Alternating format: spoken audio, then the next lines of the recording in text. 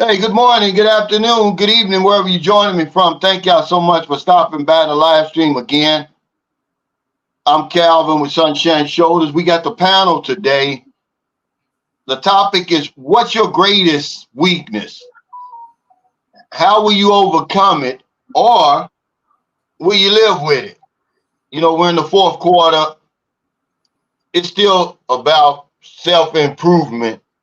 But I want to give a shout out to Jacob Tanjay and the NTZ crew. I know Michael Beat Your Life will be on here. Jeffrey Tatter, one of my old heads. Thank y'all so much for all your support. That's Xavier Allen. I sent you a friend request, man, and I haven't gotten a response back. I was looking for some of your music on YouTube. I got your CD. Hey, Eric Terry, there's another longtime supporter.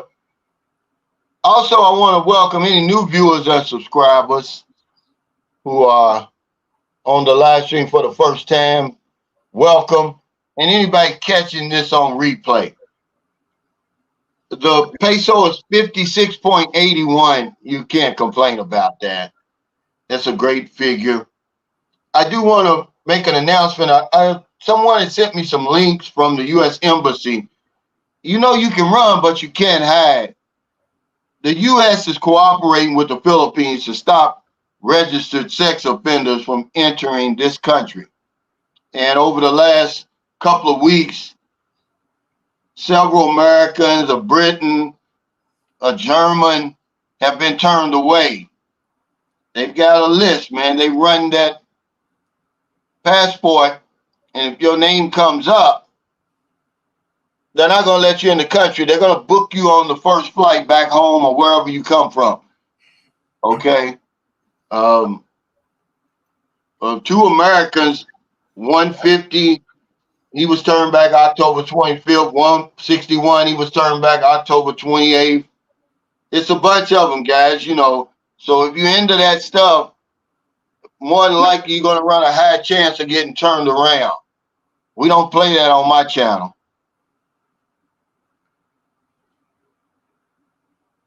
Matthew Dean said, Brother Cal, did you see the Goon Squad police officers torture those two black men from where in America? Sam McCall said that info links were from the Philippine immigration. Oh, okay, from the Philippine immigration, yeah. Thank you for sending me those. It's important. We're trying to keep those type of people out of here because it gives us all a bad name.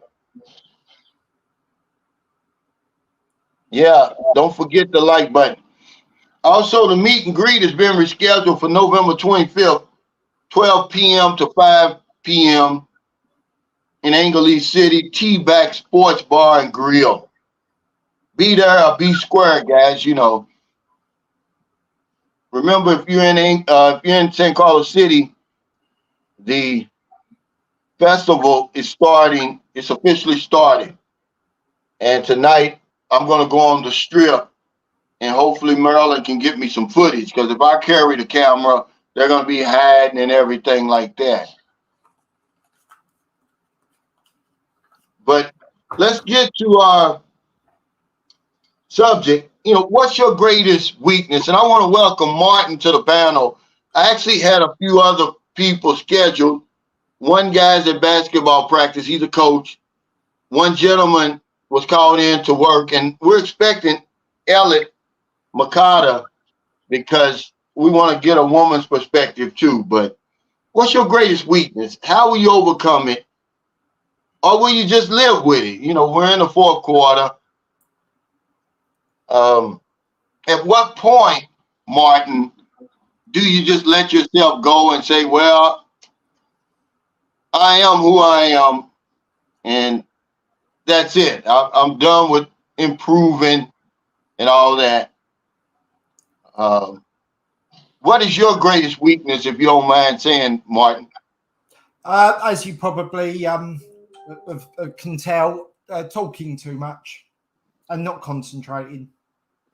Yeah, where do you get that from? Do you what type of work were you in before? I'm in the movie business. Oh, okay. So were you an actor, or did you a writer, or what? No, I took over running the family firm when I was 22 due to my Okay. father unfortunately committing suicide. I'm trying to answer these very carefully now. So yeah, very, very young age, I had to take on a lot of responsibility, and I turned that business around and developed it into something quite good. We actually make and hire movie props. And if you want me to elaborate on that, I'm more than happy to, but I don't want to start rambling. Well, not at this moment, because I want to talk about something. There was a doctor. I was doing some reading on this last night because I thought this was a pretty good subject. Not only are we going to talk about our greatest weakness, but we're going to say what's your greatest strength too. But he said that man's greatest weakness is his facade of strength. And I thought he hit that on the head with that because, you know, I've never met a man, myself included, that doesn't give off this outward appearance that everything's okay. You know, everything's going good in his life, there's no problems. And I believe that's a lie. And, you know, one lie leads to another lie, and there's a bunch of secrets. And it's a wonder why we got so much stuff going on up here. You know, the prisons and graveyards are full of men who have that facade of strength. You know, we're afraid to to talk about our weaknesses, to even show our emotions, our real emotions. But I think he was right on the money with that. And some other weaknesses that I found online, you know, and you know yourself what your weakness is, what your strengths are, but women and sex, drugs and alcohol, worrying too much. Clinton Dow says weed is his weakness. That he can't, you know, a weakness meaning, you know, you can't turn it down. You can't resist it. It's going to get you every time. Procrastination, food. You know, a lot of us eat too much. I'm going to tell you, one of my weaknesses is sugar. And I know that at some point I'm going to have to overcome it or it's going to kill me. I eat way too much sugar. I consume way too much refined sugar. Thomas Edison said this: giving up is man's greatest weakness. He said if you just give it one more try, you're probably going to succeed. But what other weaknesses do you have? I know you went to Thailand, Martin. What other weaknesses do you have besides talking too much? A mental weakness, and that's an interesting one, Cal, because you've made physical, you know, sort of analogies, but like sugar and weed, and I suppose weed is a mental illness, but sugar is like a physical one because it makes you too fat. Yeah, but what other weaknesses do you have? Do you give up easily? No, my main mental weakness is due to having that responsibility and that power at a very young age. And nobody would obviously be able to stand up to me. So I would just bully my way through everything. And that's why I went and read all your comments, because I learn. And there's a lot of very, very good comments in there. And that's why that one was so bad. And I'm hoping this one's going to be better. Now, Robert Wright said, real talk is pride. And it's one of them that's on her pride. One of our weaknesses is loyalty. You know, we're loyal to a fault. There's a lot of people in prison right now for taking raps for other folks and everything like that. Ignorance is one of them down there. You know, we're ill-informed. He says the real CP show says, you have a cash app. I don't, not anymore. It was compromised because we can't have a cash app over here. You know, I've got PayPal and any of those other remittance places, but thank you for your consideration, brother. 53 Shades Dark, he said, what's up, peeps? Retired 2019 said, hey, Calvin, I'm addicted to processed foods. Yeah, See, food is one of those things on here that's a weakness to us. And I know I eat a lot of things that aren't good for me. You know, because a lot of us, man, we're getting up in age. And, you know, this is the fourth quarter. You know, at what point do you say, well, you know, I'm just too old. There's no more, you know, I'm giving up. I'm letting myself go. This is who I am. I think I'm going to fight to the end. I'm not going to give up on that. But a lot of people have, you know, they say, well, sex is their weakness and I'm just going to live with that or whatever it is, you know. But some more things that was on the list was making excuses. And to me, an excuse is a lie.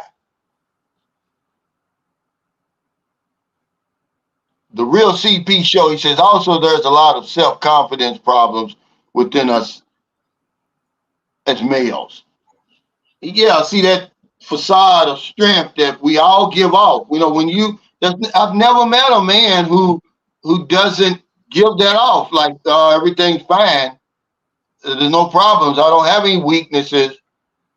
You know, he gives this air of strength, you know, and it has to be a lie. No one, everybody's got something going on in their life that they're fighting with.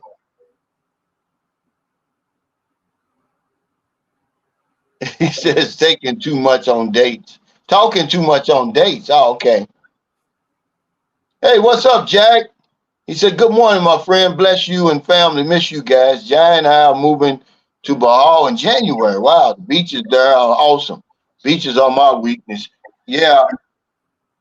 We're going to leave to go to Angley City a few days early because we want to go to Puerto Galera. We've never been there before. And that's a nice beach, just to check it out, do something different. Now, Martin, I want to ask you something, and you can talk a little bit in detail about this. What was it really like in that Thailand prison? Was it sex going on or something? No. A lot of rape. Well, did men get raped in there? There was lady boys in there. So they didn't have to rape? No, but I didn't actually see any heterosexual sex. Yeah. Now, let me ask you, did you get any visits while you were there? Towards the end. Toward the end? Did you ever think about giving up in there? I know you said you were there. You thought you were just going to be in there and out. Well, my father always taught me you never give up. You dust yourself down, pick yourself up, and get on with the job. But you did get depressed. Depends how you define depression, I suppose. I make the best of whatever situation I end up being in. So, or my weakness of talking too much enabled me to make a lot of friends and meet a lot of interesting people, in particular American servicemen who, you know, I know a little bit about the military and Navy and Air Force and things. So I find things in common to talk to people about. And that's how I got through it. Did you have do you ever have like a court date or some type of hearing? Or they just came to you one day and said, open the gate and said, you're out of here, you're banned for 5 years? Initially, there was a court hearing. Then, you know, you'll move through various different systems, starting with IDC 1, and you move to IDC 3. So you're continually moved around. And that was the problem of actually finding me. And in particular, my wife finding me, who's somewhat of an expert in finding people. She could find Osama bin Laden for the CIA. So I knew when she couldn't find me, then there was obviously something up. And I'll tell you what that was if you want me to. What was it?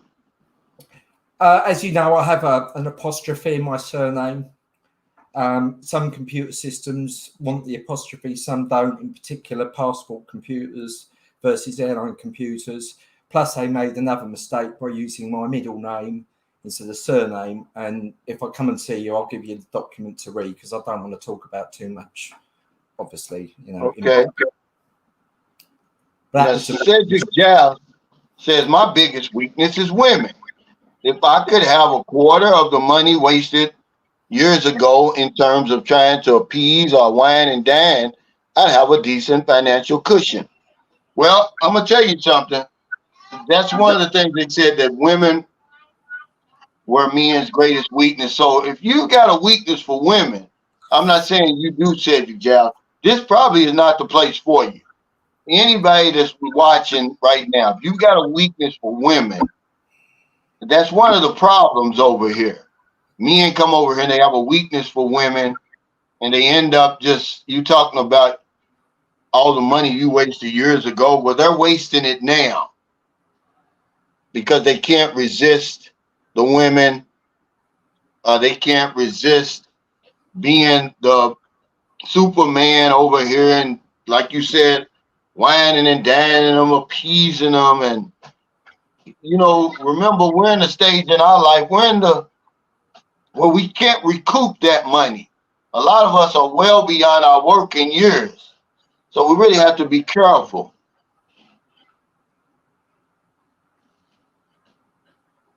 I said, today's American credo is life's a bitch, then you marry one. But yeah, you know, I'm gonna have to say, yeah, sex is one of my weaknesses. You know, sugar and, you know, certain foods. But on here they also said the ego. Do you have an ego problem, Martin? I know you play a lot of pool, so you probably think you're the best pool player in the world. No, I'm a very humble person. So I play to entertain, not to necessarily win. My fun is got by other means. A lot of people just love winning and that's it. But I like to play, you know, crazy shots that people like. We call them flare shots in England. So, you know, I'll lose a game and be happy with that, but play fun and what I enjoy rather than winning boringly. Yeah, but what about lust? Now, you were over there in Thailand. I'm pretty sure you were filled with lust over there.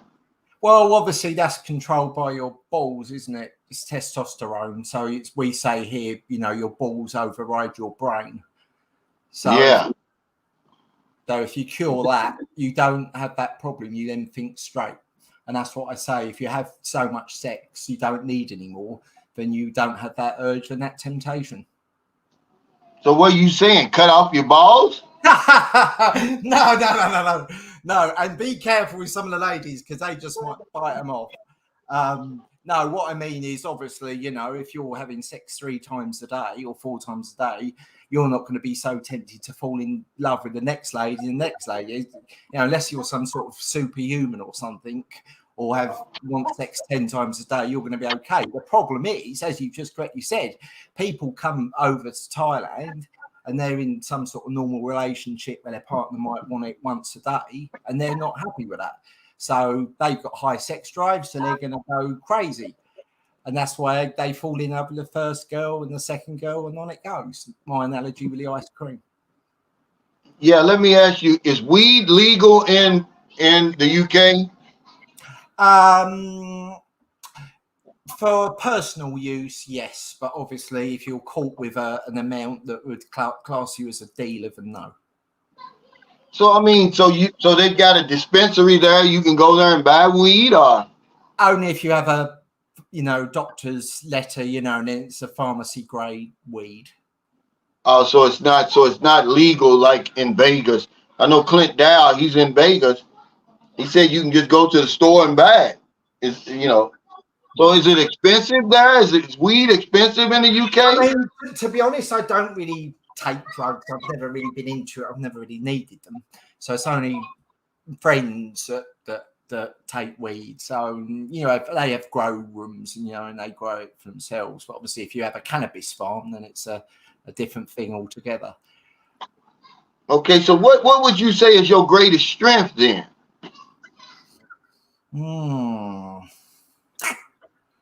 Great. What would that be?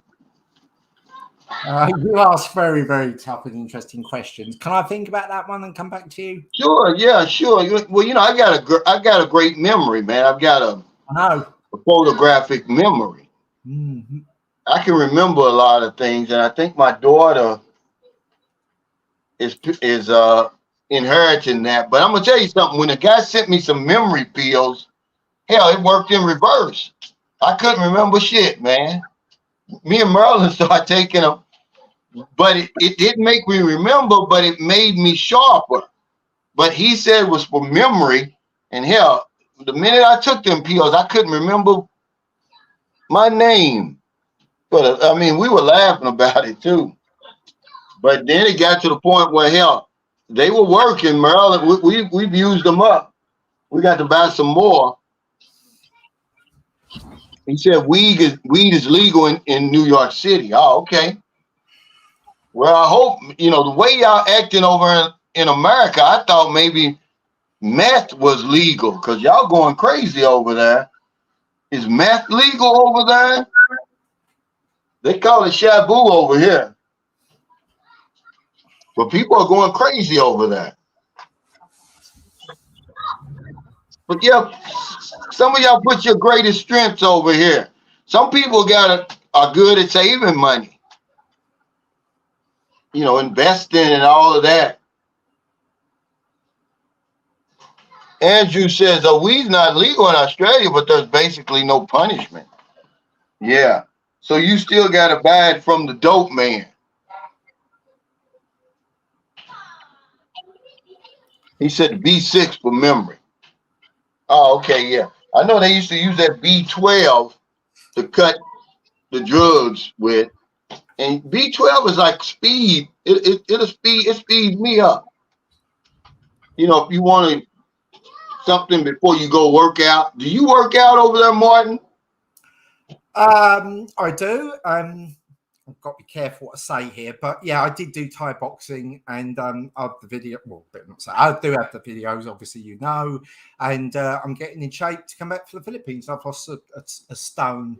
That's about 25 kilos in a month. So I get in shape, obviously, to play pool. Because that's actually quite a cardiovascular fit. You have to do a lot of walking around the pool table. So yeah, I do when necessary. Yeah. Now, let me ask you. Okay, you coming to the Philippines? You said next month, right? It's penciled in for the 10th of December, and then I'm going to come back on New Year's. Yeah. Off at Hong Kong because obviously I do the good fireworks show. Although I haven't seen them in Philippines, in all honesty. So who knows? I might stay there, then obviously come back. I'm 99.9% sure. Then I'm going to come back to the Philippines, but just to wrap things up and say goodbyes and stuff. Now, what about? Have you been online? Are you just going to wait till you get over here? Because I know you said you like the go-go girls and the bars and stuff. Is that right? No, I looked at the first videos. I got a YouTube called Big Joe, and I could have gone down that wrong road. And thank God I found your videos, because then I realised the error of my ways. And and if you remember, Kelvin, I didn't actually contact you about Thailand. I just sent you a message and said I got 3 questions about the Philippines, and basically what's a good pool bar? Well, there's some ladies. And that was all I said. And I just casually mentioned about Thailand. That wasn't intentional. So that's the way I'm going to do it. I mean, I could be completely wrong, and the Philippines could be in a different universe or dimension. But I think roughly it will probably be the same in Thailand. That's the way I'll do it. Yeah. Now, Geechee Lion's journey, are you still volunteering Geechee Lion? He says his weakness is obviously women, who are also the source of the greatest strength. Yeah, they can be. That's a good point. Very true.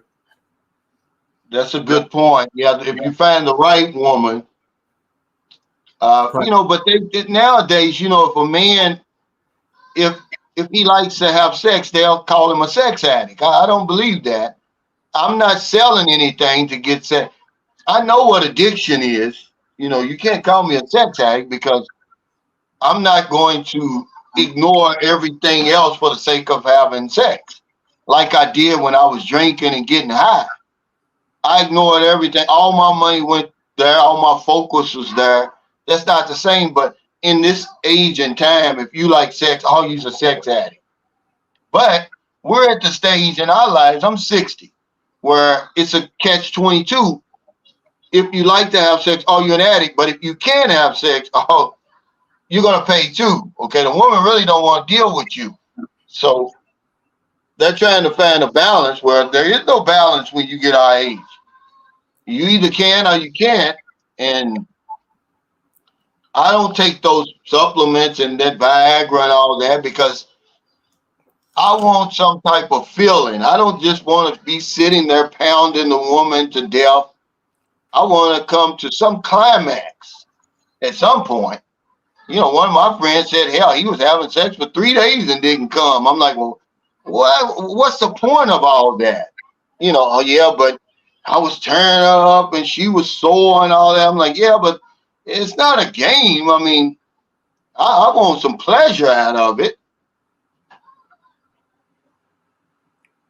Hey, Mo, he said, good morning, Cal. He said, my weakness has been thinking that others cared about my welfare when in retrospect, they took me for granted.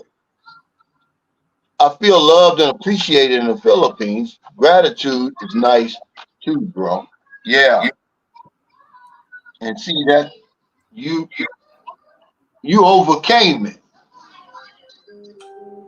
You overcame that. And a lot of times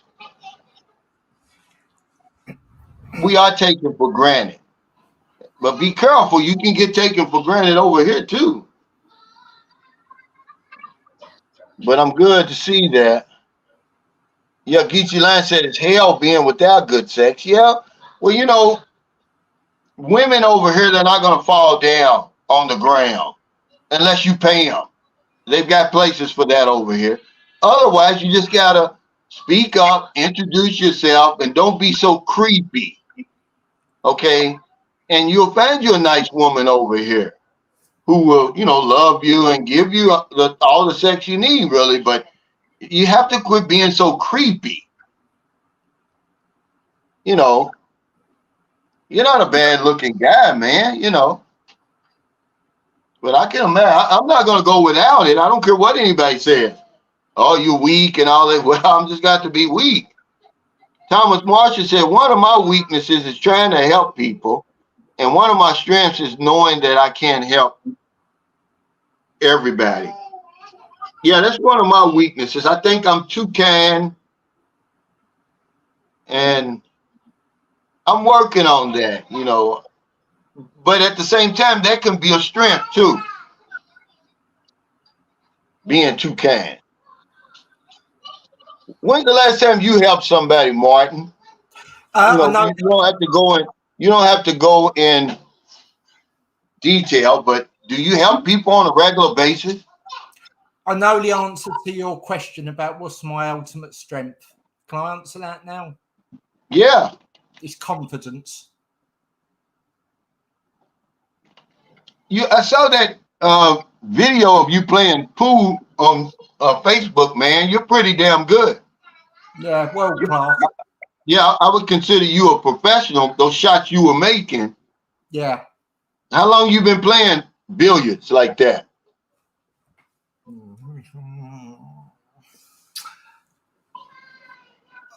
So that's one of your strengths right there. That's one of your strengths right there. You're a great pool player. I mean, I would play and then not play for 10 years because other things happened in my life and I didn't have that. And you'll see other videos. I actually played the best in Thailand. You know, they were very interesting videos. But as I said, I don't play conventionally, which fucks all their minds up. I play in a different way, making shots they don't think is possible. And once they see what I can do, then it just terrifies them. And they're all much, much better players than me. But 9-ball American. Hey, honey, what's going on out there? Stop playing good. What happened? See, this is when I need a break. See, one of my weaknesses, man, is my patience. I don't have the patience not to have a 3-year-old. That's a fact, guys. I just don't have the patience. There's always something. They're trying to get her to eat. And I'm like, look, let her eat when she's 3 years old. If she's hungry, she'll tell you. They're trying to stuff her face with rice. And then they're in there running around. She might hit her head on the corner of a table. It's just always something. But you're pretty damn good at a player. And when you come to the Philippines, that's something that they really do over here. You're not going to have a problem. Now, I don't know where you would find somebody on your level, probably in Manila or Cebu or somewhere like that. Yeah, he plays the same way. Me, I played Ephraim Reyes and Francisco Bustamante, and Ephraim Reyes plays like me. You know, when people say you like very complimentary that I'm good, I say I'm lucky, and I model myself on Ephraim Reyes, who I'm sure you know is a very relaxed, chill person like me. So that's what happened. What happened? Well, why is she crying like that? But this doctor, he said that facade of strength that men put on. I think he hit that on the nose. Have you ever met a man that didn't have that outward appearance that everything's in order, that he's, you know, on top of everything? He's got his shit together. That's what we call it in America. He ain't got no problem. Whatever problems he got, he can handle them. And, you know, I think every man I've ever met is like that. But it's obviously a lie. So you know what they say about if you tell one lie, you got to tell another one. And then imagine the secrets that you're keeping. It's a wonder, man. The prisons and graveyards are full of men who carried on like that, with that false sense of manhood. Okay, the real CP show said, but then if a woman wants to have sex, well, it's her body, her choice. Their hypocrisy is lunacy. They know this, but think we don't know this. Most don't, but a few of us know that game. Yeah, it's really, what's the word I want to use? It's certainly hypocrisy. But it's what they call it? A double standard. Yeah, I mean, because they were telling, here's a guy, Tiger Woods, who was on the top of the sports world, all the money and everything, but they made him say he was a sex addict. Like, why would he be a sex addict when he could have any woman? At that time, he could have any woman he wanted, but that was the compromise for him to save his career. He had to come on TV and apologize for being a sex addict. I'm like, women were throwing themselves at you, man. You ain't no damn sex addict. You know, but that's just what it is.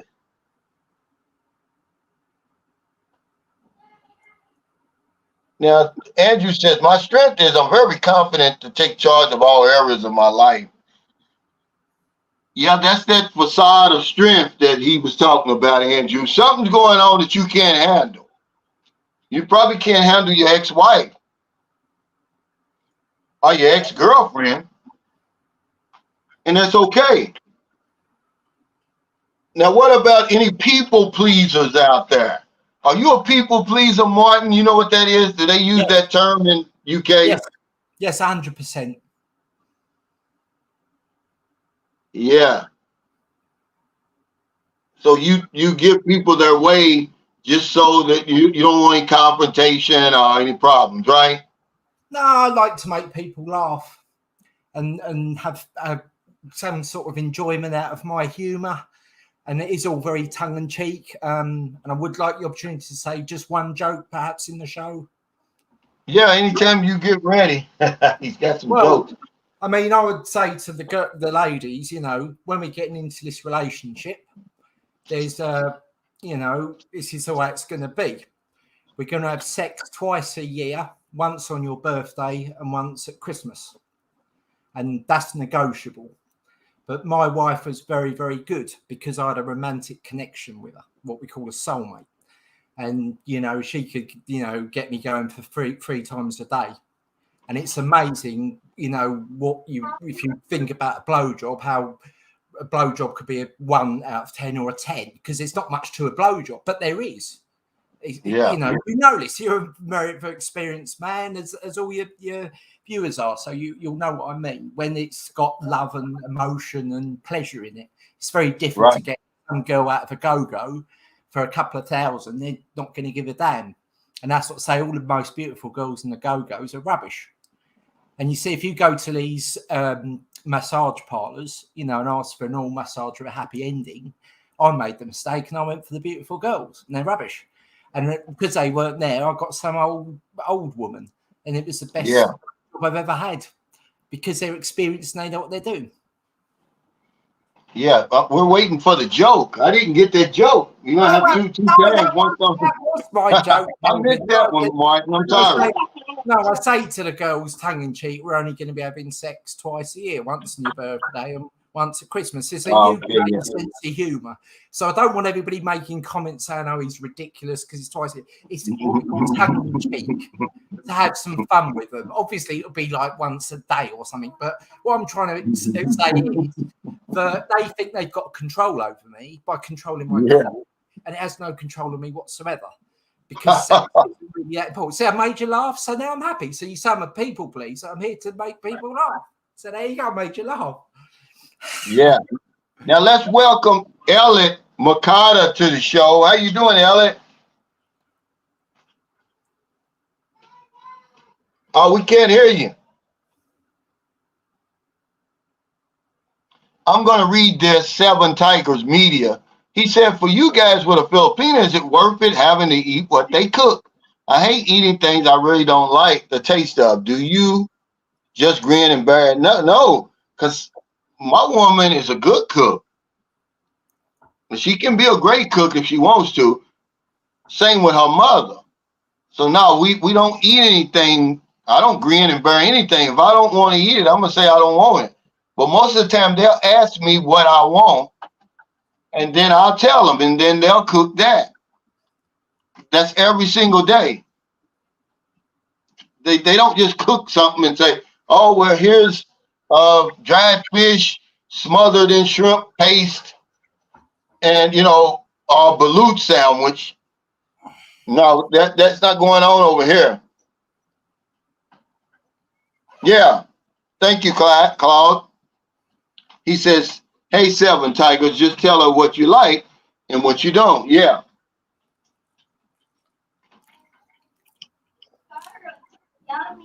That's what we do. Now, my favorite, now see, they're asking today that I want pancit. Yeah, I like pancit. Now, but my favorite of her mother's is her adobo.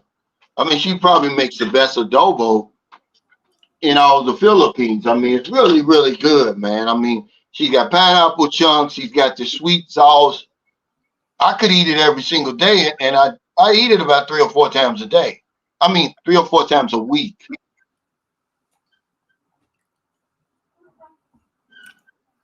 I think Elliot's having problems. But yeah, just tell her what you want, man. And they'll cook it for you. That's the problem I had before. She couldn't cook, right? She could do everything else, but she could not cook. And oh my God. That's why we got into it, because I said, I'm not eating that. And she said, I spent all this time cooking this. I said, yeah, but that looks like slop. It was nothing but slop to me. And I was like, I'm not eating that. I'm sorry. And we went out and got something to eat. Well, you know, I guess she had Tampo, but I don't put up with Tampo. But yeah, I just told her straight up, I'm not eating that slop. Because that's what it looked like. She had threw some stuff. You know, when a woman's mad at you, they'll just throw some stuff together and, you know, and slide it across to you. I slid it back. I don't want that. I'm sorry.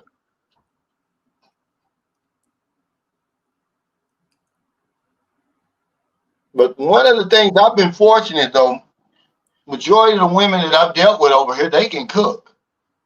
You know, because they started out cooking, you know, Marilyn started cooking, well, how old were you, 11? When did you start cooking? 9 years old, she said. So hell, if you start out doing anything at 9 years old, by this time you should be damn good at it.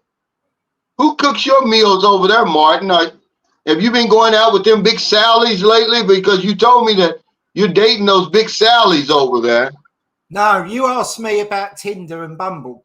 I've got a girlfriend and I've met her the normal way via a social club where there was no one there at all. But if you give it enough time and I'm not looking, afterward the social club, we went and played pool.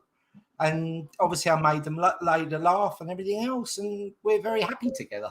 And obviously I'm going to be sort of kind of brokenhearted to be leaving her behind. Obviously I could bring her to the Philippines and she wants to come, but you know, I have to be careful because I know she's never been to Thailand or anywhere else, and I don't know how she's going to cope over there. So I've got a better idea, but she isn't going to be happy because she's going to have to leave all her friends and family behind, whereas I don't have that worry. I know you told me, though, you told us on the interview that a lot of the women you were dating, they were big and fat, but they were nice. That's right. Exactly. They were old. They were older women, right? You're a very smart guy. You see, listen to everything, and I've got quite a good memory, and that's exactly it. I went the wrong route again. Tinder and Bumble. So they're not going to know about my personality. They're just going to go on looks. But as it turned out, I dated a doctor and she was a very large lady, but I didn't met her after a while because I had that connection with her. So we got on just great. And then I don't look at her as a large person. She's still nice looking. She was a good kisser. But when you... This sex thing is ridiculous because it's 1 or 2% of the relationship, as you well know, which is 100% correct. Everything you say is correct, as a matter of fact, many subjects. But going back to the food, my wife would bring me smoothies without me even asking when I'm doing business. And she would make my breakfast without an argument. She will do one, not because she had to do laundry, but because she likes doing it. And that's the key to the relationship. If you're paying this lady loads of money and she doesn't do laundry, she ain't never going to be happy. And I got very, very lucky that I found that ultimate person that ticked nearly every box. But my wife had a terrible, terrible weakness that almost destroyed all of that. And what was that? Drinking, you said, right? She couldn't handle a liquor because she was a nasty and extremely dangerous drunk. And I've been with many nasty ladies, and people will know this when you go down Walking Street. They're street fighters. And can you hear me? I'm sorry. Yeah. We're gonna welcome Elliot Makata to the show, and you got some nice shades on. What's going on, Elliot? You going out tonight? These are my glasses. I just have color in them. Oh, okay, yeah. Welcome. You want to tell us a little bit about, introduce yourself. Well, my name is Elet, and I live in Elet.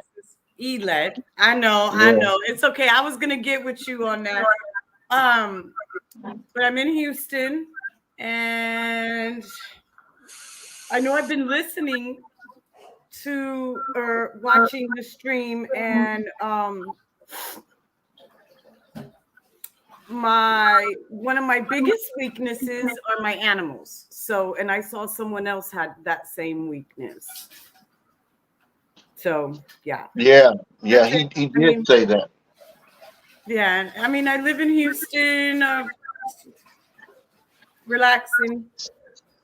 Yeah, no. Are you too kind? Are you a people pleaser? Are you say, I don't care. You can be mad all you want.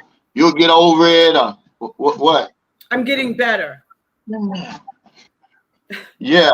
I'm getting better at that. Yes, I am. How's your brother doing? He's good. Lito, come here. Come say hi to Calvin.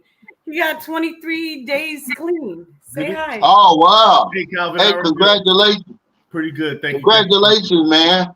We listen to your stream every other day or whenever you shoot them out. We appreciate you. We appreciate the realism as well. Hey, thank you, man. I appreciate that. I celebrated 25 years in May the 13th. Congratulations. So, yeah, you're doing the damn thing, man. Just do it, 1 second at a time, one moment. Mm-hmm. You can do anything for one day. You don't have to do it for the rest of your life. That's correct. That's correct. Well, we appreciate y'all. Y'all have a good night, and thank you as Family well. And first, take care Elette. from Houston. Okay. Yeah. Yeah. He's ready to go to work. Elect. Family first. Elect. Yeah. Oh yeah. I think that's noble of you to let your brother stay there and try to get his life together. Well, thank you. Thank you. Thank you. Did so you much. ever drink? I have a problem with that because they say it's a family disease. So, okay. So I got 2 years, and like 8 months clean. So yeah. Oh wow, yeah. Well, 2 years. congratulations. Thank you. That's not easy to do, Ellen. Well, I found,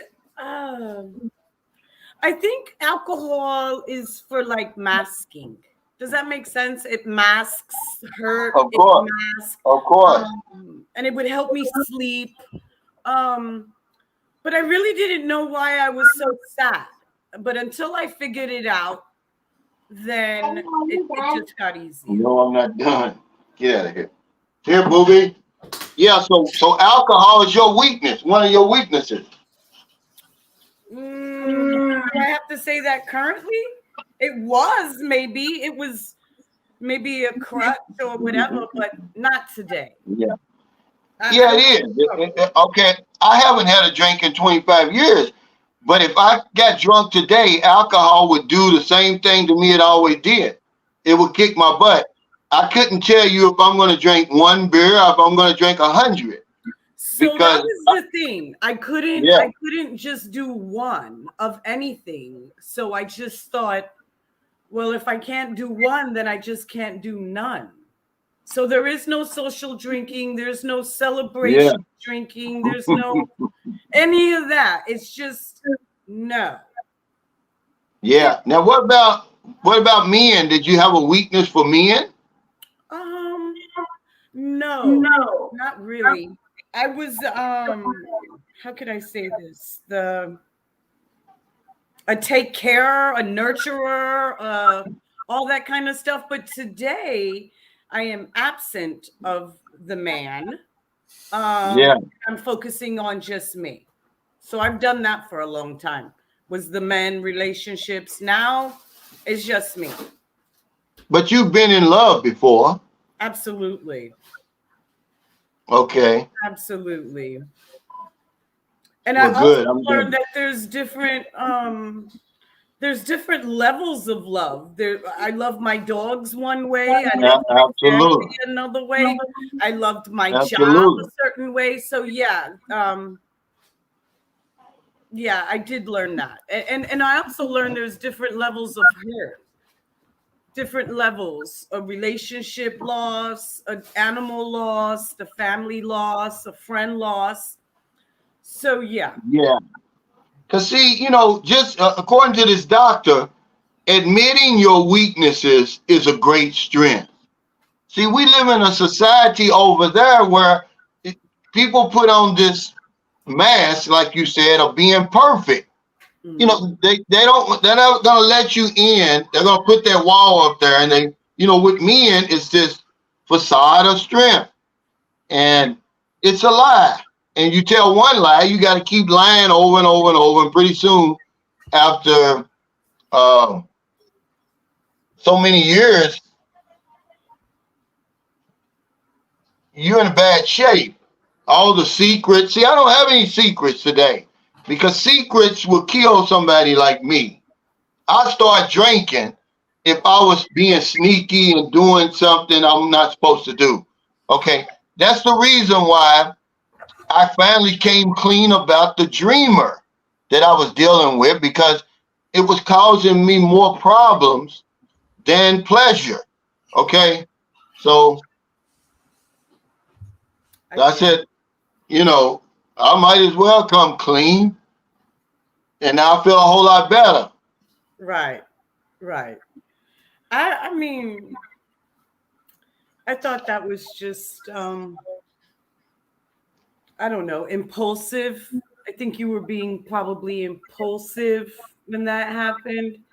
Well, I was actually ambushed. I used to always pat myself on the back and say, "Yeah, I'm faithful, right?" But it's really just for a lot of men, you haven't been tempted by the right person. That's really all it is. And when you get tempted like that, women being one of my weaknesses, I wasn't able to resist that.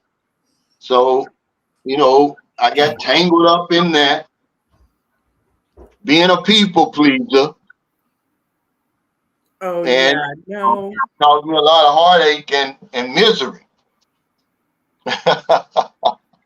Right. What's that? Women denying a man in the fourth quarter no to sex like tomorrow is promised. I don't get that. But anyway, I know yesterday when you were saying, Calvin, when you were talking about, well, anyway, I'm not going to go into that. No, go ahead. Go ahead. So it was when you were saying, okay, so you don't want me to go anywhere. I'm not going to sit in this house looking at you all day. You gonna have to be on your back, right? Remember that? Remember when you were saying that? Yeah, and I said that. But no, listen. And I was like, that's exactly why I'm by myself, because I refuse to be on my damn back because I want to spend time with you. And so I'm walking around the house just talking to you like, Calvin, that's exactly why I'm by myself. No, but what I'm saying is, I don't want to be on my back while somebody's just thrusting in and out. Right. Yeah. And I hear you. But hear me out, Elan. Hear me out. Okay. Okay. I'm saying when they're trying to henpeck you, not spend time with you, but I mean just on your back, on you like white on rice, you can't go anywhere. Okay. Well, if you want me here, then you're going to have to, Blow me perform. all day, like you said. Yeah, that's right. Because guess what? Eventually she'll get tired of that and she'll be like, okay, if you want to go play tennis, go ahead. See? So, it said King Arthur said, come on, Elat. I bet you were a heartbreaker back in the day. Hell, Elat's a heartbreaker now. A lot of you guys wouldn't pass. You ain't gonna pass by Elat today. No, I was good. I was good. A one woman man. Maybe that was the problem. I didn't know how to really. Anyway, yeah. Yeah. Right now, I'm kind of focused on the fourth quarter coming up and my future. So. Yeah, you're a woman, so hell, you're in the third quarter.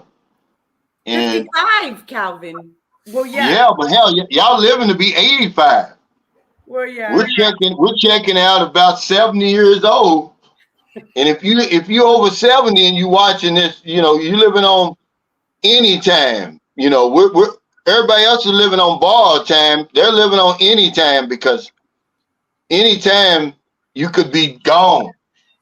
But yeah, you're in your third quarter. How's your job coming along, Elan? So it's coming along well. And so I'm just I'm answering phones for lawyers' offices. And so there's a lot of angry callers. There's a lot of rude callers. There's and I get it. I mean, but I'm liking the convenience of being at home. Like I told you, I picked up a shift, an 8 to 9 shift for an hour, but I had gave away 2 hours earlier today. So I can make up my own schedules. I like it. I mean, it's what I asked. You know what I mean? And I was watching, who was that? Who is that? Life Beyond Life Beyond the Sea, is it? That vlogger, Life Beyond the Sea? Or whatever. Yeah. He had a guy on there that wanted to remain anonymous, but he works online or remotely, but lives over there. So he was talking about how he did it. And I mean, I didn't really get to watch it all, but Yeah, I want to learn a little bit more about that. And he also was mentioning like his location where he has to be because of the brownouts. Yeah, the internet. Yeah, you could easily do that. What you're doing, hell, you could easily do that. Excuse me. Yeah, you could easily do work remotely when you got a job like you got. Let me ask you, Martin. You're retired, right? Are you still working? Not for money, but for fun. I mean, you sort of have a SoftBank's Pepper robot in the house, so I do work for SoftBank's when I have time. You know, I've got lots of interesting hobbies. Can I just make a comment about the pets, or you were saying about you to look after pets? I mean, if you look at my YouTube channel, Emperor Angel Fish, I had quite a large aquarium, marine fish, and they're very difficult to look after. And finding someone to look after them when I was in Thailand was near on impossible. So I had to give them a pet tag. My name is So right, and I miss them a lot. Yeah, John Cook said Calvin blaming people pleasing for banging the dreamer. No, you have to people please to put up to continue that though, because you don't want to hurt somebody's feelings and you know you're doing wrong. Yeah, that's people pleasing. When you don't want the that confrontation. But Alec says Elette says she's 55. Now, what nationality are you, Elette? Because you look like you're Latino or something. I'm Puerto Rican. Okay, yeah. You know, now what do they have on your birth certificate? White? Yes. Yeah, Mother and father, they were considered white. Yes. Yeah, I don't that know. Really profound, but I mean, that was 55 years ago. You know what I mean? I don't know what they would do today if I don't know, but yeah. They continue to do that today. I don't know why. Well, there's a reason they do it, but that's a whole nother live stream. But yeah, I figured that because I was in the Navy with a lot of Puerto Ricans, and I used to hang around with them, and all their birth certificates had white. Yes, white. My mom and dad too, and they were born in Puerto Rico, but they're white too. So. Yeah, that was Rike. Yeah, it was Rike, Life Beyond the Sea. But yeah, see you. Rike. The job that you got, Ellen, you could easily work. You would be a digital nomad. You could come over here, get a place where there's good Wi-Fi, set up your phone right there, and just have your calls transferred here, and you'd be answering the phone on the damn beach. Calvin, I got 6 months this month, so I was kind of 6 months, and so I was gonna try for just kind of stay real focused, maybe a year, if I can hang in there. That's right. But just getting the experience, just getting the it's going in the order that it's supposed to. Remember, I told you. Why don't you? When's the last time you took a vacation? I have not. Since I was wrongfully terminated, I haven't left. Everything was about learning this new world out here and learning what I need to do to prepare myself for the 5-year plan. Yeah. Now, Rike, they saying who is Rike? Rike's like, he's like the godfather, really, of these type of vlogs that you see people doing. Okay, and he was one of the first ones to attract all the heat to him. See, all the haters and the trolls and stuff, and it really affected his channel, But honestly, he's not doing anything nobody else is doing. I mean, he was giving out a lot of good information. I mean, you either like people or you don't. If you don't, keep scrolling. But he had a real successful channel. He had Put Calvin at one time. he was getting millions. He was getting millions of views, but that's not happening anymore because they came after him real bad. What is his nationality, Calvin? I don't know. I don't know. He looks like a dirty white to me, so I don't know what that would be. He looks like beige, like a beige color. So I was he might just be a white guy out there. I don't know. Hey, Mike Ray. Okay, now Martin, they're saying that they can't understand you. I can understand you. Yeah, the only way we can get better is they say that, and then I'll talk slower. I've been listening to you and well, you know, nice to meet you, by the way. So I'll talk slower. Yeah, he said, "How we don't want to get into that. How she was wrongfully terminated, unless you want to, Elliot." Well, they said I stole 2 company hours out of 29 years of service. So it was retaliation and all that kind of stuff, which I get a lot of phone calls about that, Calvin. And I just thought, when I was looking for a lawyer to see, you know, if someone can help me, it was like nobody wanted to take on the airline. So I don't know if the statute of limitations is passed or whatever, but yeah, they said I stole 2 company hours. That's all it was. Now, were you a stewardess? No, so I worked in the parts department with the aircraft parts. It's called material services. So all the aircraft parts. Yeah. In the warehouse, and we shipped them, and you know, we have the hangars. Well, they have the hangars around, and yeah, so just aircraft parts, warehousing and distribution, logistics. Yeah, I was involved in a lawsuit when I was drinking, a discrimination lawsuit, and I forgot who I went. You know, there's a organization that you can go to that will handle your case for free, and it was so long. It was so long ago. I can't. Legal aid. Well, no, it wasn't legal aid, but I think it has something to do with.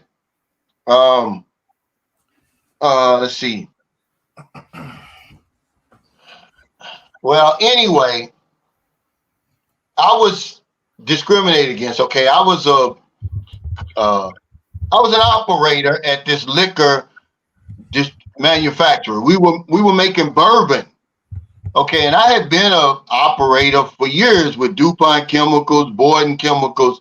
So I was training a lot of the new guys that were, you know, they were white guys, right? Well, at the end of the 6 months, you know, that was our probation period. They let me go and kept everybody that I trained. So I filed a discrimination lawsuit, but at that time I'm drinking, I'm using drugs, and they offered me a tiny amount of money, and I took it. I should have just waited it out and went for the whole kit caboodle, but hell, that money looked good to me then. But yeah, I forgot I get a lot of those kinds of calls too. A lot of sexual harassment too. I get a lot of that, and okay, he's Mexican. Okay, I knew it was something. Yeah, he's Mexican American. Okay. Yeah, so Calvin, I'm not mad. I just know that, you know, just the basic, like what we all say, what goes around comes around. You know what I mean? So I just took it as if, you know, I was meant, it's like they did me a favor, because since I've been terminated, or, you know, since I've been gone, a lot of people tell me that I look younger. And I mean, which is okay. I mean, you know, whatever, but I'm stress-free. I'm not running for a time clock. I don't have a ball and chain on my neck, because that same time clock that I was running for, that they said I stole 2 hours, Yeah. Yeah, I don't have that anymore. There's no stress, there's no hundreds of personalities. Why she's not talking to me today? Well, what did I do to her? Or why are they side eyeballing me? Or so it's nothing. Yeah. So what would be one of your greatest strengths then, Elette? Mentally helping people. Mentally. So I kind of feel like I'm in the wrong industry, but of course I don't have the credentials to, professionally help anyone, but I'm always there for someone. Like I'm always there. Yes. You're like a caretaker. You're like a caretaker. Very, very much. So do you continue to improve, or do you get to a certain age where you say, I'm just going to let myself go? No. I'm tired of, all this self-improvement stuff. What good does it make? What difference does it make? I'm retired. No, every day I improve. Every day. And it seems like I'm calmer. There's really nothing to get mad about or angry about. I mean, yeah. Now, have you been out on any dates?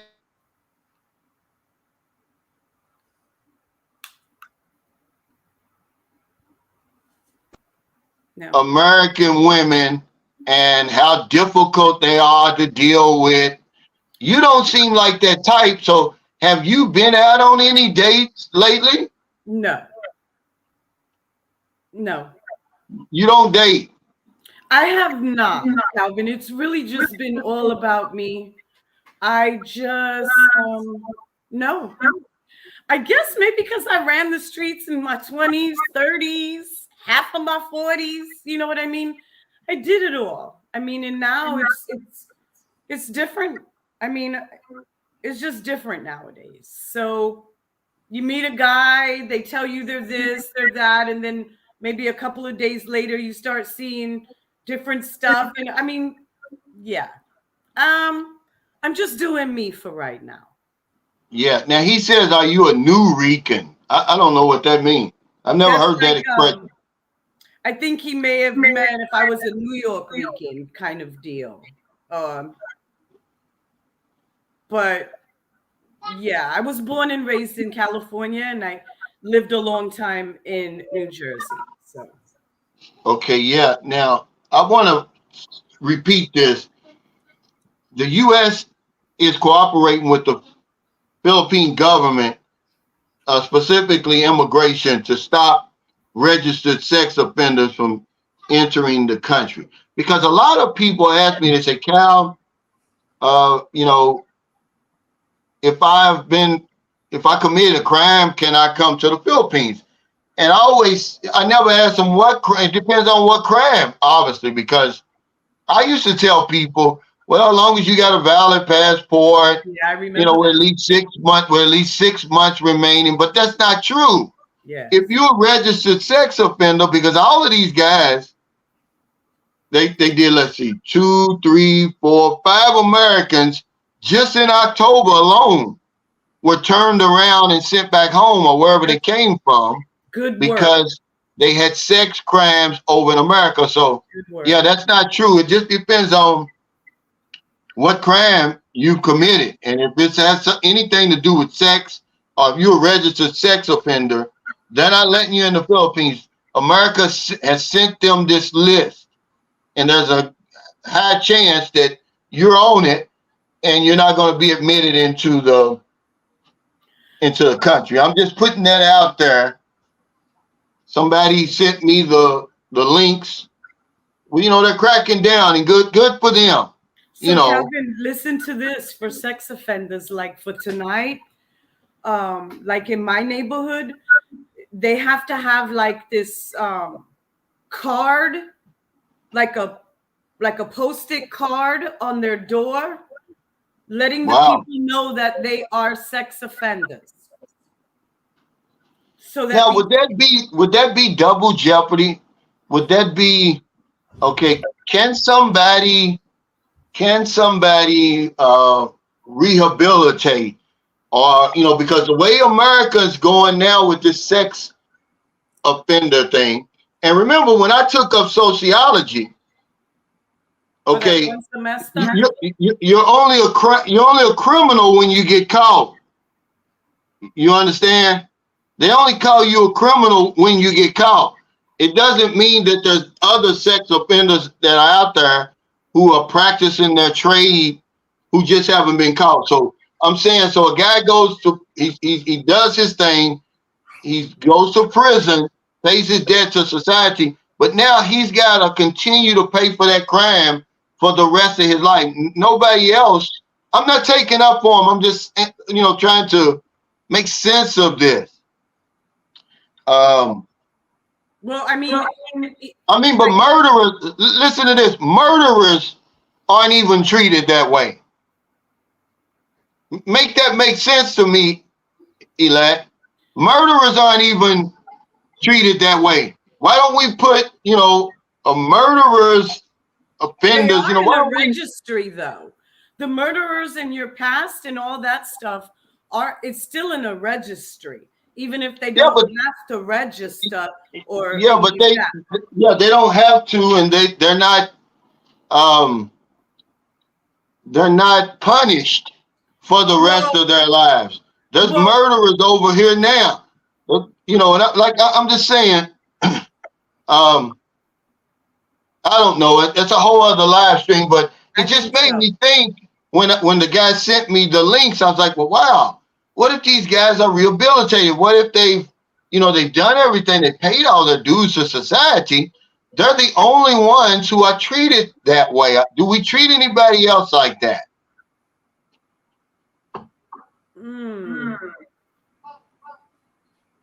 No, you're right. You do have a point. So, but you know what? A sex offender also could be registered, and let's just say, he was pissing on the side of the house and there was some kids going by and they told it.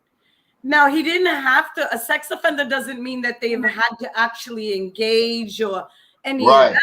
It could have just, a lady got mad at her boyfriend and said that he touched her daughter. And it's not true, but he was found guilty. So now he's considered a sex offender. When he's really not, but found not guilty. So and that is a really big that's a big well, and remember, we live in a society where I want to say plea bargaining is really big. I think it's something like 97% of the cases don't ever go to trial. They're plea bargaining. And a lot of times when guys are facing charges like that, they'll plea bargain, okay? And they'll say, well, you're gonna have to register as a sex offender.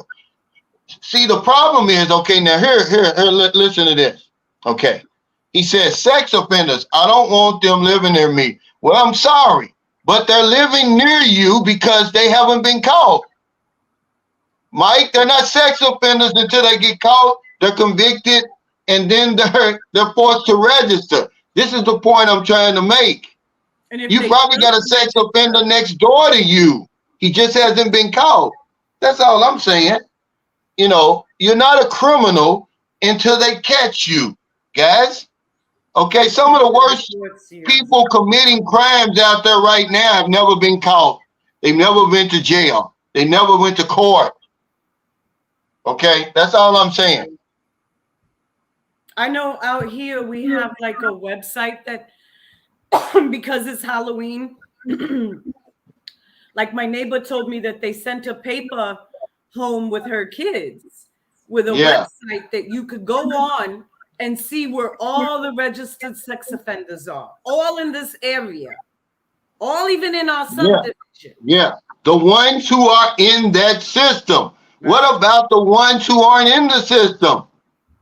Yeah, it's true. Who haven't been caught? They're out there. Okay, this child sex offender. I'm just saying, do we treat anybody else in society the way we treat sex offenders? And when did all of this start? See, we don't even think, rewind and find out when all that stuff started. It hasn't, here's what I'm saying. Has it, you know, when they say the death penalty, is it a deterrent?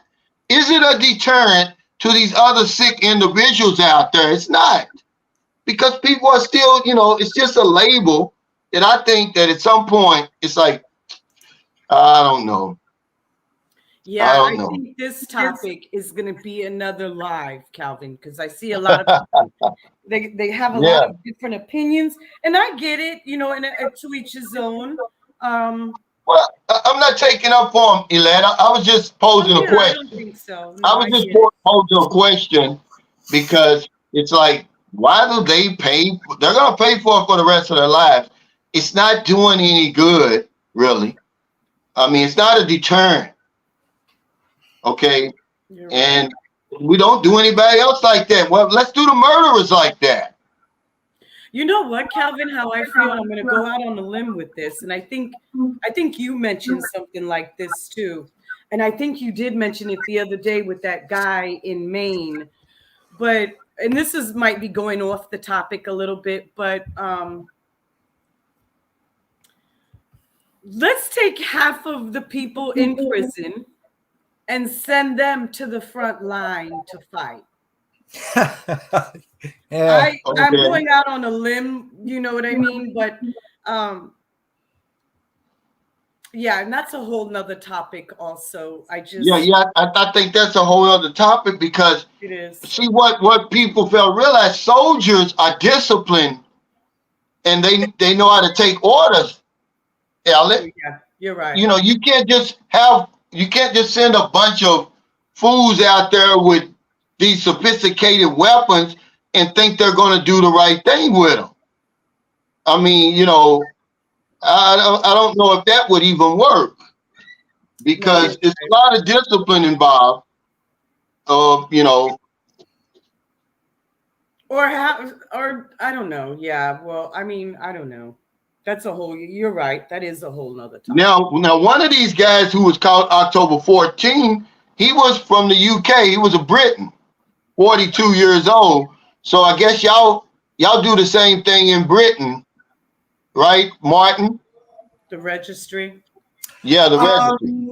Obviously in America, because you can buy guns pretty much anywhere, we can't do that. I mean, that's a serious offence if you're caught with a firearm. Yeah, so if you're caught with a firearm, you're in trouble. I mean, if you shoot someone, then you know it's the end of the world. Whereas no, the firearms are a lot more freely available over there. So therefore, law enforcement has to obviously also, you know. No, I mean this guy's he's a registered sex offender in Britain because that's the reason why they turned him around. So I'm asking you, so they do the same thing in Britain? Well, we don't have the death penalty. Obviously, you do. No. Registered sex offenders. Right. Okay. Do you have that? Oh yeah, you have to sign the register. Yes, if you've been caught downloading child porn or anything like that. Yeah. Rape, and then you're on a register, and then also it's like legislation going through that all the neighbourhood would have to know. Sorry, I must speak up. All the neighbourhood must be made aware that you're living next to a paedophile. Yeah. Sorry. Big Dog says the beautiful lady makes a good point, though. In some places, an 18-year-old with a 16 or 17-year-old are registered sex offenders. Now, in this case, I have sympathy. Absolutely, because, you know, they're throwing them all in one bucket. That's what I'm saying about the plea bargaining and everything like that. Some of these people who are on this registry are not sex offenders. They didn't commit a sex crime. Mm-hmm. Okay. And that's all I'm saying. You know, if we're going to have certain levels, let's have a certain degree. Like if you got, you got a first degree felony, second degree felony, you know, why don't they do that with sex offenders? I'm not taking up for them, guys. It's just something that I'm a thinker. you know, and it just, you know, when he sent me the link, I'm like, wow, these guys are going to pay for the rest of their lives. It's like back in the days. It's like back in the days with the witches and different things like that. I want to know, how did they even get out of the U.S.? Yeah, see, that's what I'm saying. Because they don't have the registry at the airport, which they probably should. Okay? That would stop them from getting out of the United States. Because they're coming from LA. 2 guys is from LA. 1 guy, they just said California. 1 American's from Honolulu. 1 American was coming from Kuwait. Yeah, you're right. That's a great question. How did they even get out of the United States then? So I would say, like, that's an example of possibly slipping through the cracks, or yeah, but systems aren't talking to other systems. Right, but see, Herbert keeps spouting off all of these sex offenders, man. They're not raping people. Okay, a lot of it is like Elliot said. Maybe they saw the guy urinating on the side of the road, or maybe some guy's 18 and the girl is 16. You know, we're just saying that you can't. We're putting them all in one basket and saying that, you know, and burning and throwing the basket down the damn the hill. It just doesn't make sense to me. I'm just thinking about it. I'm saying, damn, you know, what happened to forgiveness? What happened to forgiveness and all of that? Well, how many thumbs up we have? Because I have no access to remind anybody to we want the thumbs up. I don't have access to type or. Yeah, they are, but that's my point. But they still are sex offenders, Mike. Just because they haven't been caught doesn't mean they're not committing crimes. This is the whole point that I learned, almost 40 years ago, no, 30 years ago when I went back to college in my sociology class. She was like, she was talking about what makes an offender. What's the difference between an offender and somebody else who's out here committing crimes? The offender has been caught. Okay, that's all. Look how many murderers. Let me tell you drug dealers. I had a call the other day, and it was from a male, right? And he went to this corner store, and he says that the lady behind the counter, it was a female, the clerk, the worker, groped him, followed him to his vehicle, and groped him, and told him that she needed some of that. And he reported her to the manager of the store, and they didn't do anything. So when he comes into the store, the girl kind of laughs at him and says, they're not going to do anything to me. They don't have anybody to work the store. So now he's taken to an attorney. So girls, when he said it, it wasn't like I had a second thought of maybe he's lying. It's just really, really bold and untactful. I mean, rude.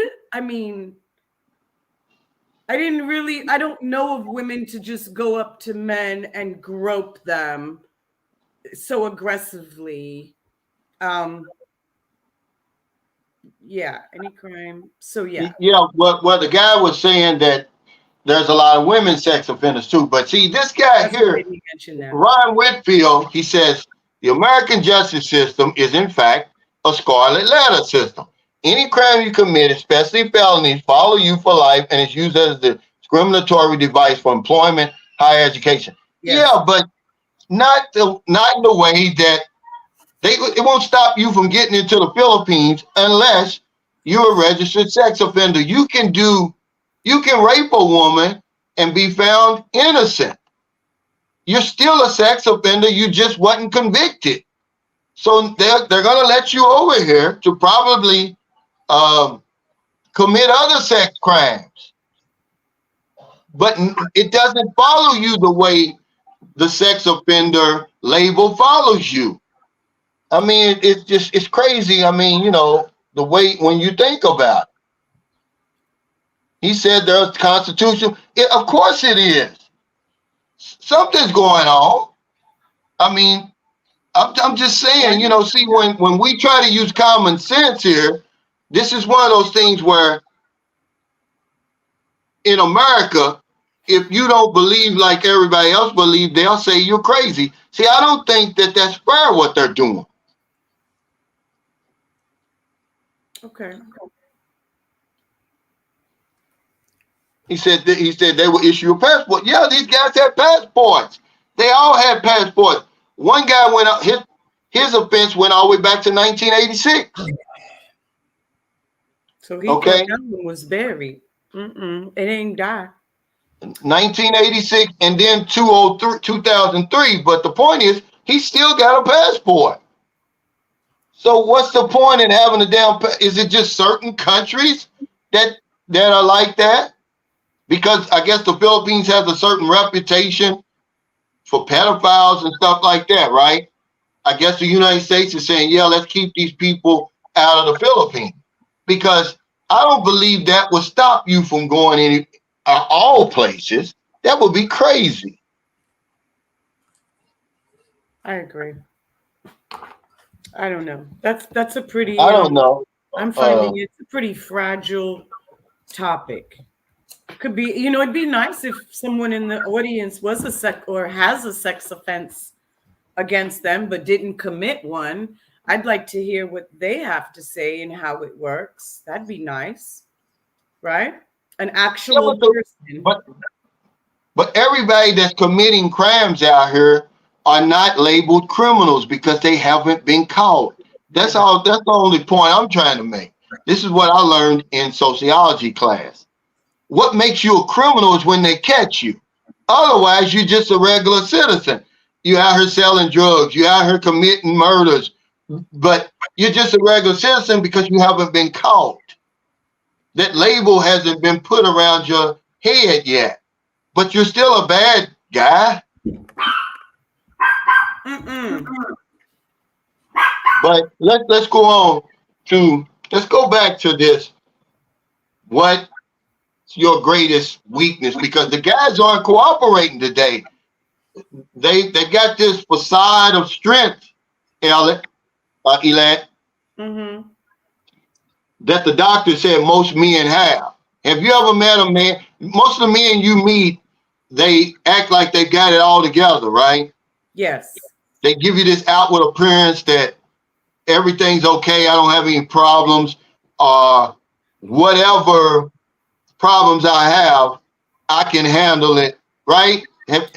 Pretty much. When I was exposed at the airport, I was around 90% men. And a lot of times their problems was with their wife or their marriage or something like that, but not that they were, you know, too good or anything like that. But I'm not. No, really... I mean, when you meet a guy, he's giving you this outward appearance of strength, that everything's okay in my life. I don't have any problems, and whatever problems I got, I can handle them. I've never met a man that didn't have that facade of strength, but it's not true. It's not true. It couldn't be true. If it was true, we wouldn't have all the problems and stuff that we're having. So the doctor says that's man's greatest weakness. If we could just get rid of that facade and be, okay, I'm a real human being. I got problems. I got a drug problem. I got a drinking problem. I got a woman problem. You know, I worry too much.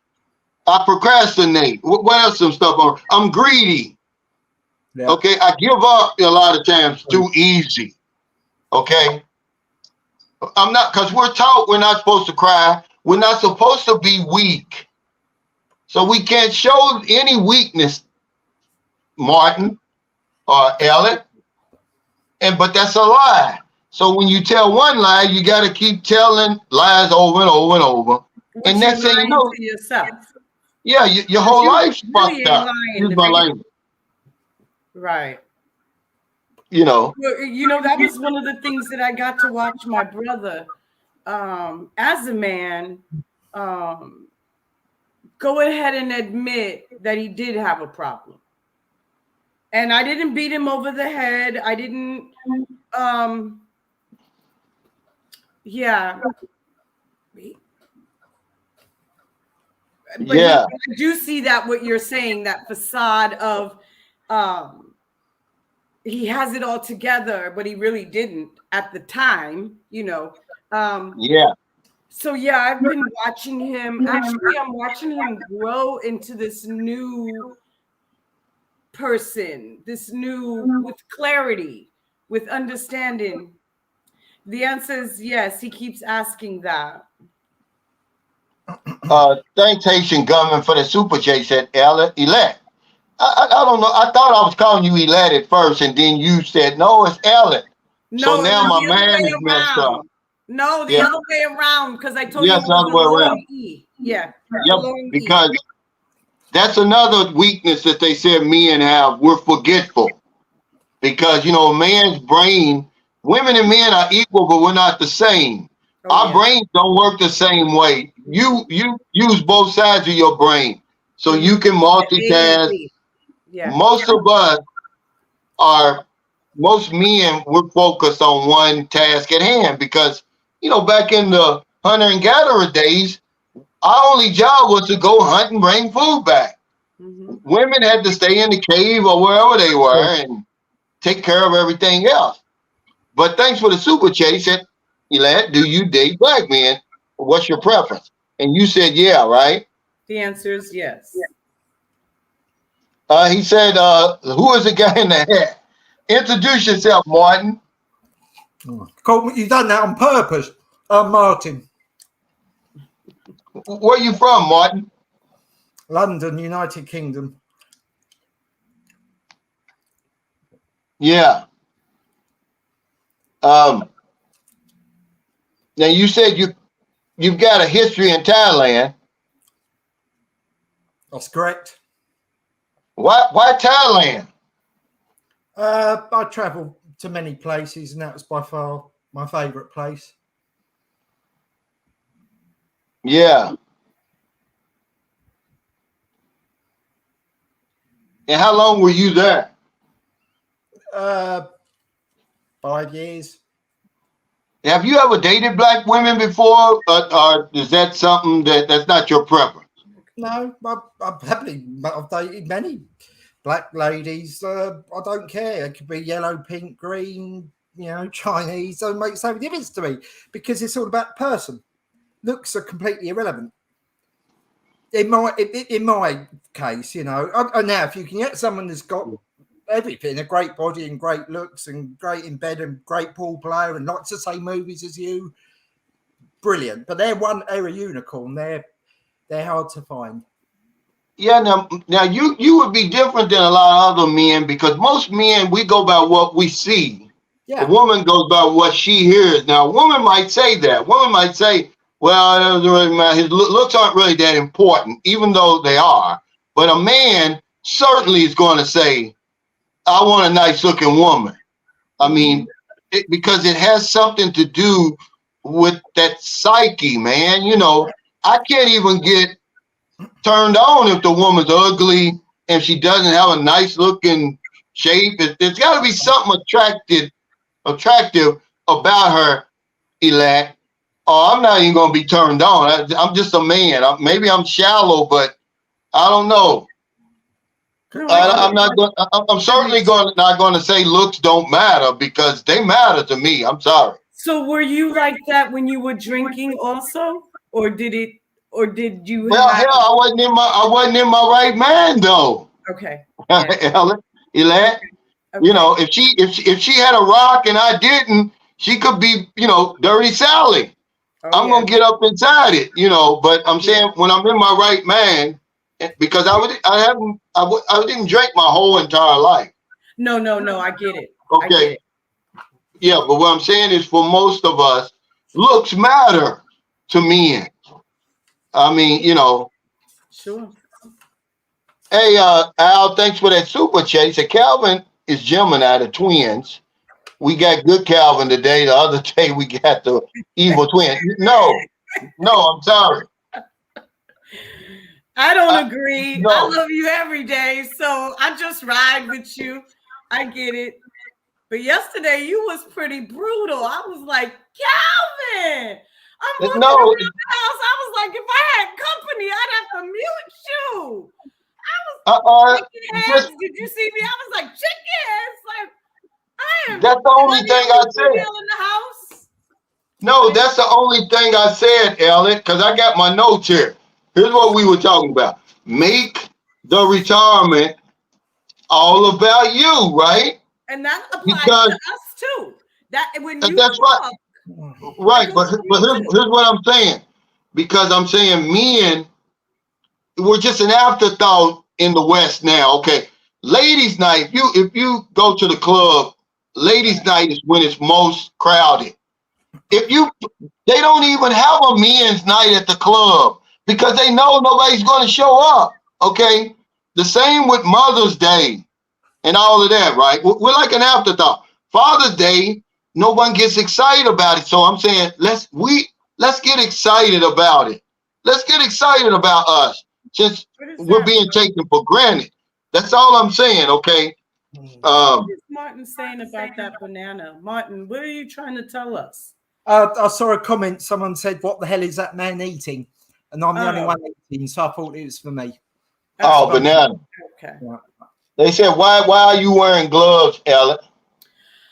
It's cold in here. It's 70 degrees, and I feel comfort. And I always keep my hands like with coconut oil and lotion. And I think it's because of the vent. Let me ask you something. What's the temperature outside?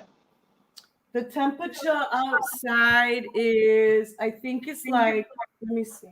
Let me tell you. I know it was pretty chilly today. I got 58 degrees.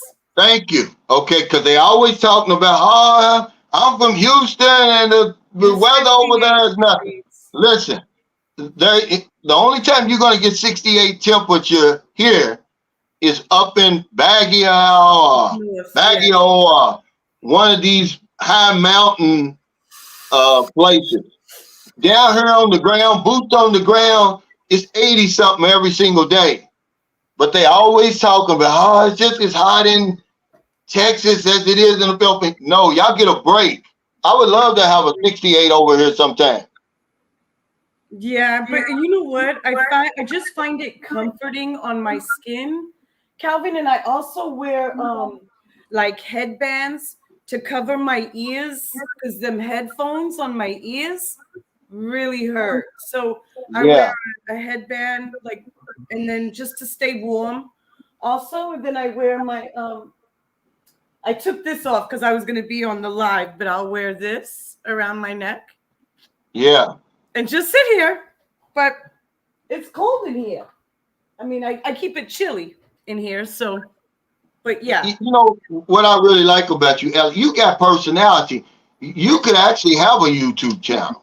If you came over here to the Philippines or wherever you went, you could have a YouTube channel there at your house. You got that type of personality, and you know how to keep the conversation going. And regardless of what you say, I know you're just trying to be respectful on here. You can give some nitty gritty, okay? I know that for a fact. For sure, but yeah, I am. Yeah, you can talk about your times in the Philippines because you were here when really, nothing was off the table back then in the 80s. I'm gonna tell you, I mean, that was another thing. I was like, maybe, and I had mentioned this to you before. I was like, maybe somebody would see me and recognize me that used to help take care of me in Olongapo, because I mean, I lived so local. When my stepdad would go out to sea, I would leave and I would live amongst the locals. I was wondering, like, would there be anybody that would recognize me? Even in Alongapo, McSai, those clubs, Calvin, I was 13, 14 years old. And I actually looked, I guess I've always been advanced. So I was in them clubs at 14 and 15 years old, like nothing. Like nothing. Knew the DJs, knew the ladies. It was just my world. It was my life. Jeepneys, para, hindi. I mean, I still know how to speak Tagalog. I did never learn Bisaya. So, yeah. But those were the days when, I guess, and even before, like 70s, 60s, when the Philippines cut its teeth and got this old messed up reputation that it has. And it's not so much because of the Philippines and the Filipino people, but, a lot of us coming over here and, taking advantage. And it still happens. It still happens. We just try to keep it on the down low. He said advanced. Yeah, we know what that means. He says, are you famous? No, I'm not. But thank you for asking. No. No, this guy may be. Yeah. He said I was regressed. Yeah, but they talk about being greedy. That could be a weakness. Being greedy, giving up. And I know that's a fact. A lot of us, we're right there. We're getting ready to kick the door in, and we because nature is going to test you. It's going to sift it out. If it was easy, everybody would do it. Right. This is the reason why these people, they're not so much smarter than us, but a lot of times they're more resilient. They have more resilience. They're more persistent. Because a lot of people, we can't handle rejection, Elette. You're right. And the first sign of defeat, you're going to turn around. That's why a lot of us, we settle for the decent women, not the real high class, nice women, because we're afraid they're going to reject us.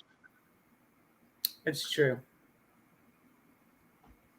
And we can't take it. So, but if you keep on and keep on, because I'm going to tell you, the real nice women over here, you're going to have to keep going over and over and over. They're not going to say, yeah, the first night, like the women on the dating site.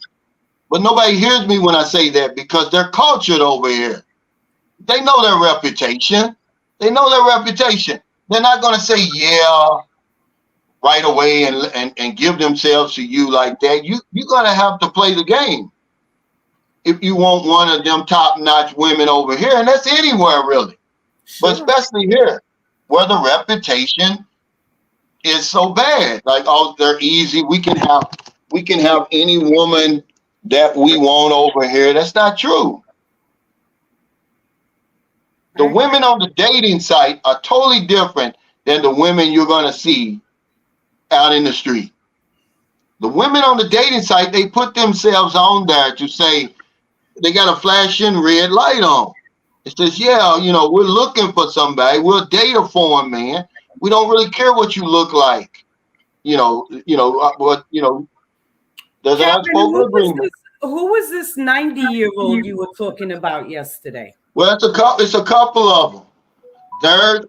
They come over here and they think that it's their obligation to get married.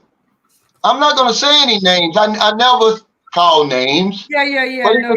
I've got a couple of friends over here who are well in their 80s. One guy just came over here. He just came back. And marriage is in his mind.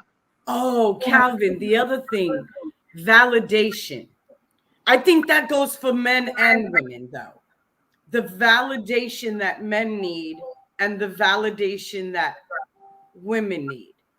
And I think they look for it from each other. The validation. So I'm thinking, would that just I make think me you're think right. of the age? The older you get, it would probably be easier to validate them. It doesn't take as much. Or do you know what I'm trying to say? So validation. Well, I'm getting a feedback somewhere. But anyway, I think you're onto something. I think you're onto something, Elect, because no one is more surprised at the attention Filipinas get over here than Filipinas, okay? No one's more surprised than they are. We just don't realize it. Okay, that's why when a lot of times guys will say, well, do those men over there, do they mind that you're dealing with those women over there? No, because the women we deal with over here, the men aren't paying them any attention. Okay, and this guy says, seems like a lot of Filipinos have kids.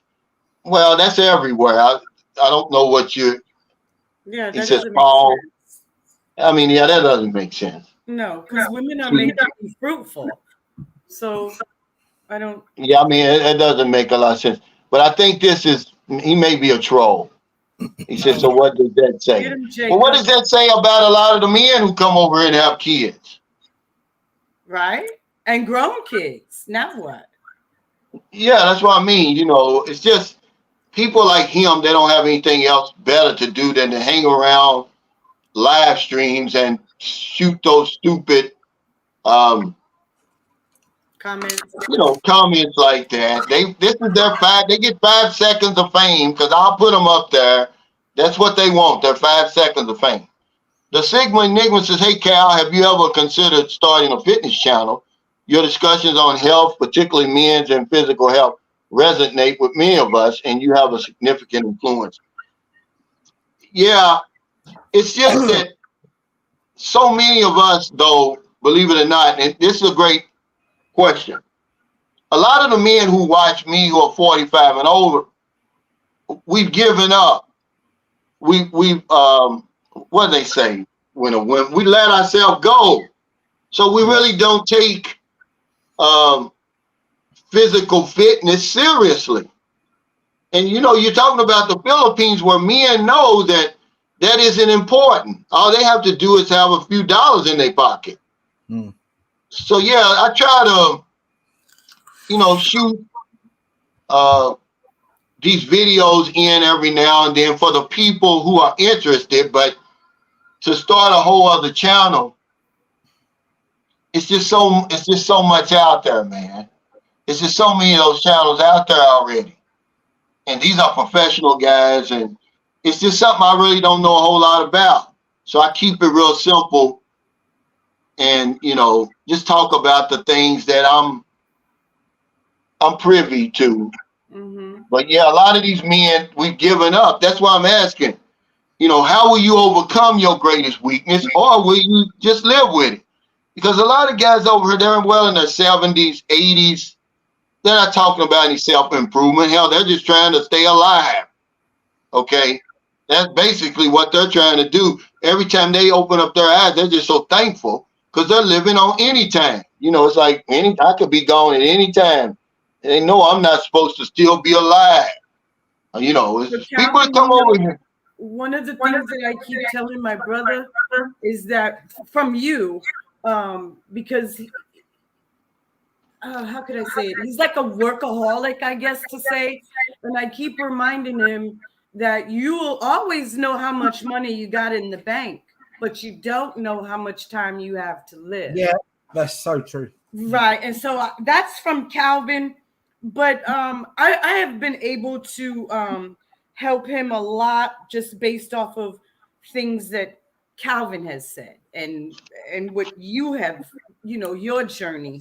And so that's how he's grown to have a high level of respect for you, right? We know we won't, eventually we want to have 25 years like Calvin, right? But it's going to come in a different timing. Yeah. Well, it's going to come one day at a time. So let me tell you, Calvin, let me just tell you this real quick. So I was 53 when I quit. My mother was 53. So my mother's recovered. She has 30 plus years, right? So she stopped when she was 53. And now my brother stopped at 53. So he feels that it gives him more of an incentive, if that makes any sense.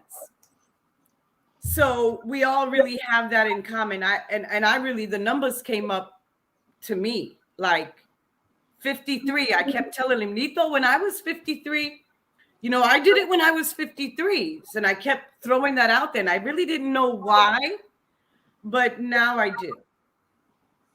Yeah, see, but here's the thing with me. I'm going to get sober on my story, not somebody else's story. All I have to do is rewind the tape about sleeping in a crack house, working like a Hebrew slave all week. And I had great jobs. I never had a good job. Get that $1,000 check, and 2 or 3 hours later, I can't buy a blow pop. See, all I have to do is remember all that. I don't even have to hear anybody else's story. I just have to keep reminding myself of what happens to me every time I stick that crack pipe in my mouth, or every time I decide, oh yeah, I'm gonna put on my smoking jacket and my slippers and have a nice cocktail before I go to bed. See, whenever those crazy thoughts come in my mind, I remember, see, not too long ago, and it's the same thing's gonna happen, Elette, if I decide to do it right now with 25 years and 5 months, okay? The same exact thing. It's probably gonna be worse. Mm-hmm. Okay? Certainly. Because they said, you know, it gets worse, never better. I just, I'm really, really glad that I had that influence on him. And there's nothing around, like, I don't desire it. I don't want to try it. Nothing. It's gone. So he's not exposed to anything. So yeah, and that's good. See, an example, you know, that's what, you know, I'm only gonna say this, you know, that's what that second step is about. Okay. mm-hmm. See, you know, came to believe that a power greater than myself could restore us to sanity. You know, I'm not even going to get into that, but that's what that's about. I go to the meetings all the time and I see everybody else getting well. You know, why not me? You know, then you start believing it can happen to me. It's happening for everybody else. So yeah, a good example, but I stay sober based on my story alone, nobody else's story. All your brother has to do is get honest with himself. You're 53 years old, man. You living with your sister. You know, that should be enough right there. That's a wake-up call right there. Okay, you know, that's what recovery is all about. It's eating great chunks of truth about yourself, not somebody else. Mm-hmm. Okay, that's really what it's all about. I agree. But he can do it one day at a time. I had a friend of mine, he did 10 flat years in the penitentiary, right? And he got out, and I was amazed by that, man, because, you know, just one day in the penitentiary, right? And I said, man, how did you do that? And, you know, he said, man, I did it one day at a time. You know, and that's the same way I do it. It's, you know, people like, man, how'd you get 25 years? One day at a time. That's the only way you can do it. But Mike Dawsonville says, they say aging is a disease exercise, and eat right is the best way to fight this disease. Yeah, eat right, stay active. Mo's mother is in her 80s, and she gets around as good as I do. Aging is a disease? I don't get that, Calvin. Aging is a disease exercise. And eating right is the best way to fight the disease. They say aging is a disease. That just is, I don't, maybe he needs to clarify that, because aging to me is a privilege. Yeah, but he's saying that, you know, as you get older, you know, your skin starts to sag, you know, your breathing's not what it was, you know, your bones, everything, you know, you're deteriorating. Yeah, it's a privilege, but you are deteriorating as you get older. Sure.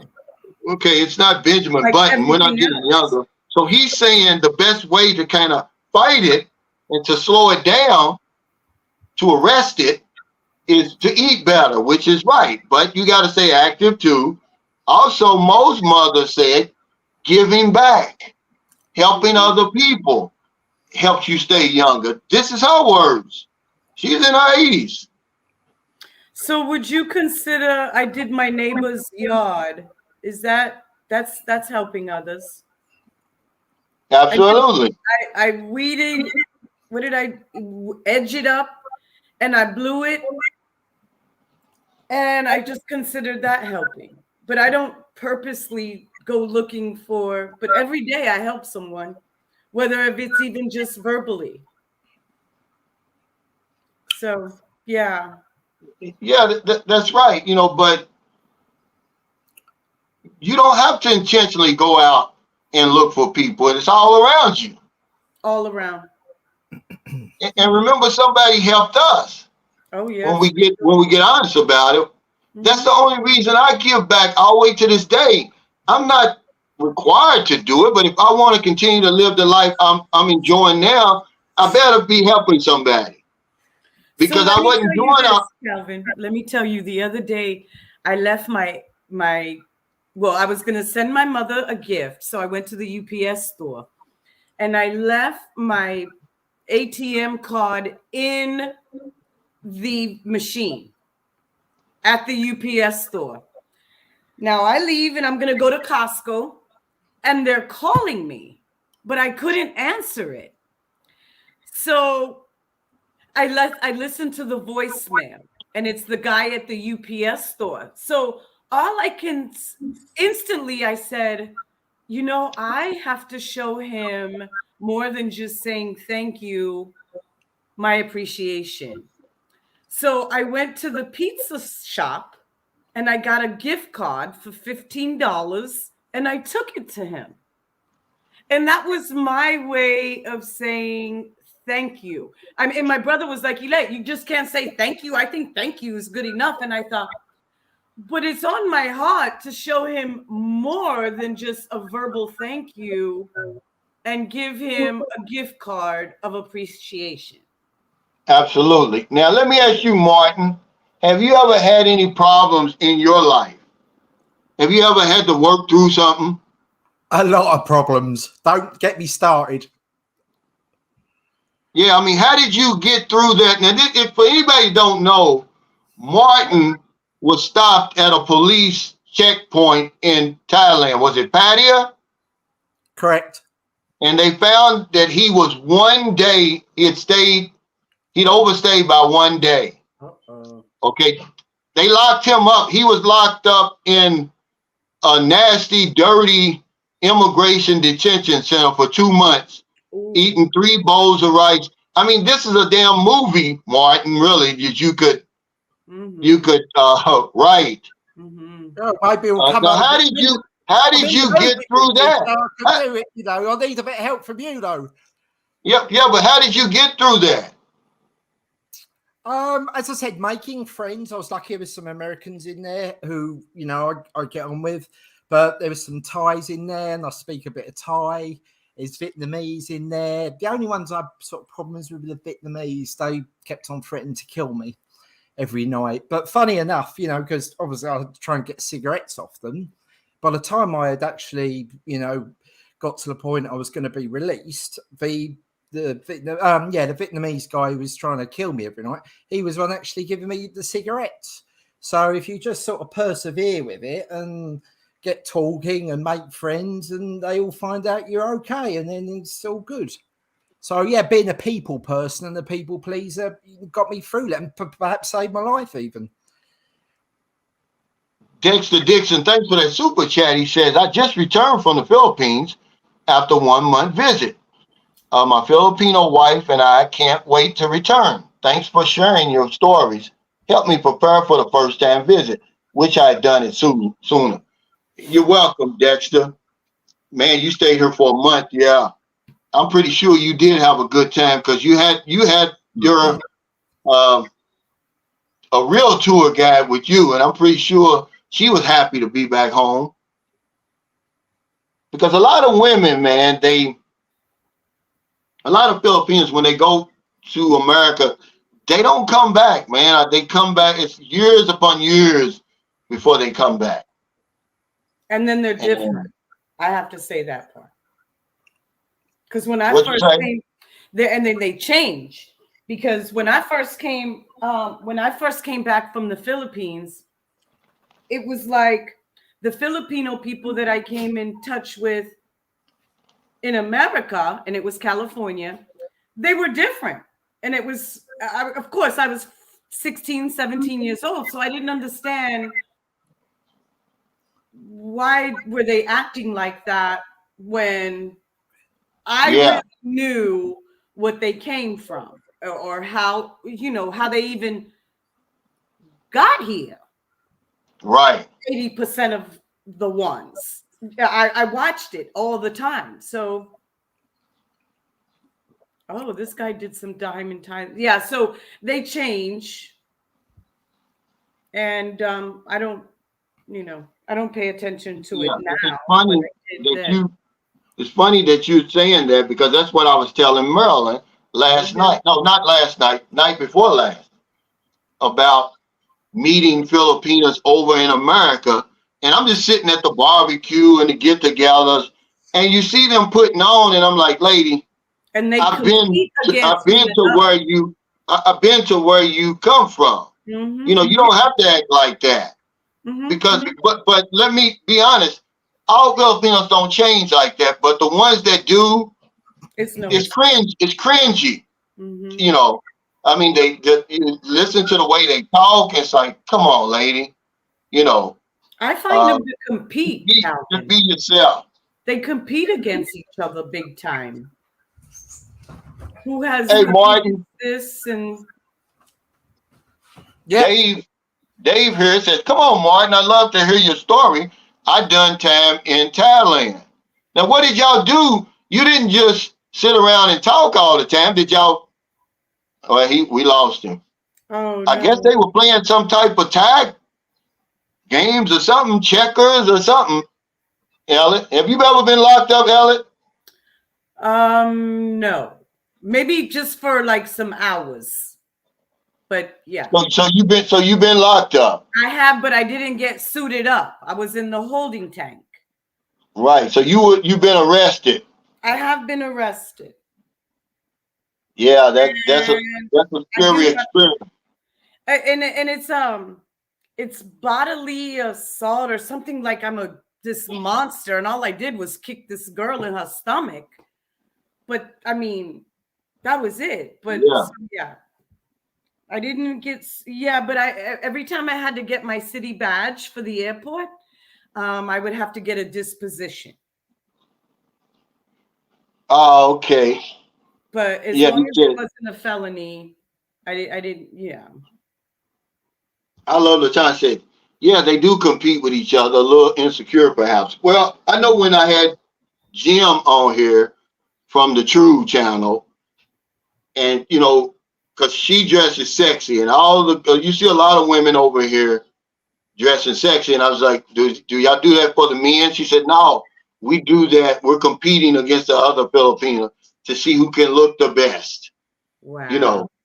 And I don't see anything wrong with it, because we're the benefactors of that. Of course. Ellen.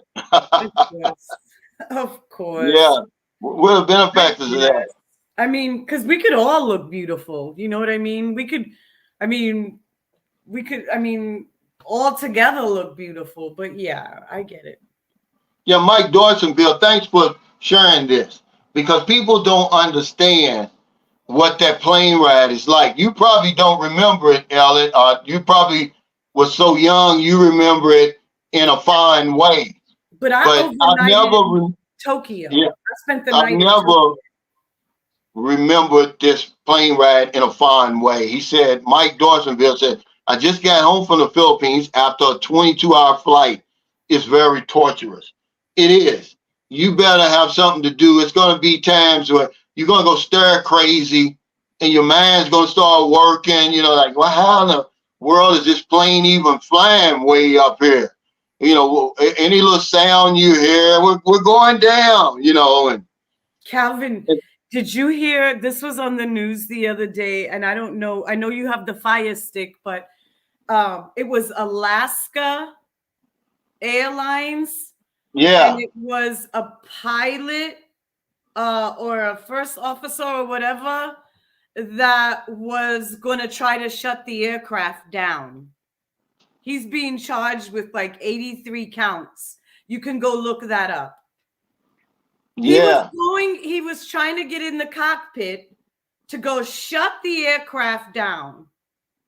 Well, he was in the cockpit. He was in the cockpit. Oh, was he? Okay. Yeah, but now he's trying to say he was on mushrooms and he hadn't slept in 40 hours, but he can tell that to the judge. He can tell that to the judge because he going to get some serious time. Oh, yeah. Yeah.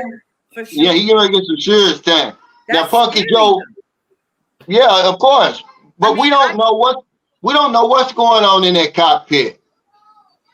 Well, no, we don't, but you know. We don't even know who's flying the plane. We turn our lives over to strangers. See, we don't, you know, they have a public trust, you know, a public responsibility. That's about it. You never even looked a pilot in the eye. Only time I look at him is when I'm getting off the damn plane, if they standing there by the exit. We don't know who these clowns are flying these planes. They probably been drunk the night before. Oh, and they're cutting. They really have been that, Calvin. They really have gotten better because you could go through the security, and if you smell, they report you. It's over. And a night out of drinking, you and I both know you're gonna smell. You're going to. I mean, all you got to do is go visit the local hotel and go look at the bar. They're at the bar. So I don't know if they're more discreet about it nowadays. I don't know, but that would be one of the things that would probably circulate in my head up there all them hours. Well, you can't smell mushrooms and methamphetamine and cocaine and fentanyl and all that other stuff. They're not just drinking anymore. They've evolved into a whole lot of stuff. But Pumpkin Joe's Philippine experience, one guy said, he asked me in the comments, he said, why do they call you Pumpkin Joe? That's a story that you need to tell us. But he says, I asked my wife why I've never seen a Pinay here who wasn't wearing skin tight pants. He said, my wife said Filipinos are always in competition with each other. There you go. And there you go. And we're the benefactors of that because nobody, wears skinny jeans like the Filipino does. Nobody wears the short shorts. I'm telling you. And they don't even know that they're doing anything wrong. Hey, the Emperor Angelfish, thanks for that super chat. He says, hey, I'm trying to get the camera back on. Okay. We got you, Martin. Road to the Philippines. What's up, Danny? Said, what's up, everybody? He said, I'm just getting in late. Well, I know that. Stupid. I know that Danny, he just finished a guest house in the Philippines, but his guest house, I think, is a lot bigger than mine. Who is this? Who? Danny rode to the Philippines. Oh, okay. Big Dog said, Cal, when the U.S. is involved in controversial situations like the current Mideast conflict, do you get a sense tension from the Filipinos? No. You know, one thing about Filipinos, they don't bother you. They don't get involved in all that stuff. We can learn a whole lot from Filipinos in that respect. You don't hear them arguing sports, religion, and politics. They just don't do it. You know, not the way we do it. We go at each other's throats. We be ready to kill each other. They don't do that over here. As a matter of fact, the only thing I've read about any involvement with Filipinos, the country is trying to get their OFWs or their expats home safely. They're trying to get them out of there and away from harm's way. But no, you wouldn't. I mean, you know, here's what I'm telling you. When a lot of those Asians were getting attacked in America, it was crickets over here. It's just, they've got, it's something we can learn from them because it's not going to do them any good. We just love to argue in America. We love to argue and we love to be right. We've got this infatuation with being right, really an obsession. I mean, you leave the argument, your head is hurting, you're sweating, you can't sleep, but you won the argument, Elliot. I told Elliot, didn't I? I don't have arguments. I'm not, me and my brother, we don't have any of that. I know today, I'm in my last hour of work, it was like he was running the water, he was doing the microwave, and I kind of just did a tss, tss, but I don't have to say anything like, anything, just nothing. I just kind of make a sound and then that's it. I'm not trying to cause an argument. I don't, you know what I mean? I get it. He's trying to get ready for work, but I'm also at work. So he didn't say anything. He just kind of understands. But see, that's another thing about Filipinos. There's 3 and 4 generations that will live in one house. They never argue. Hell, if I was to go home right now and stay with one of my daughters or one of my kin people, we'd be arguing for the night over something stupid. Sports, because I left the damn toilet seat down or I left it up. It's going to be something crazy. Like you said, you don't be running the water. I'm on Facebook. I'm trying to hear this TikTok. Turn the water off or whatever. You know how it is. Yeah. Hey, Martin. So I was going to ask you, Martin. I'm back. I was just sending you another super chat to tell you I could see me. But No. Right. Here's the thing. We were asking you, what were you doing in prison? You said you ate 3 meals a day, and you talked to other people, but what else did you do? Nothing. And that's the hardest bit. That's the torture. It's monotonous and tedious. There's a TV in there, but that's all in Thai.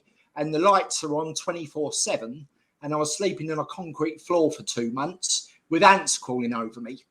So it wasn't, and being threatened to be killed every night. So I wasn't exactly jumping for joy. Yeah, so there was no mattress?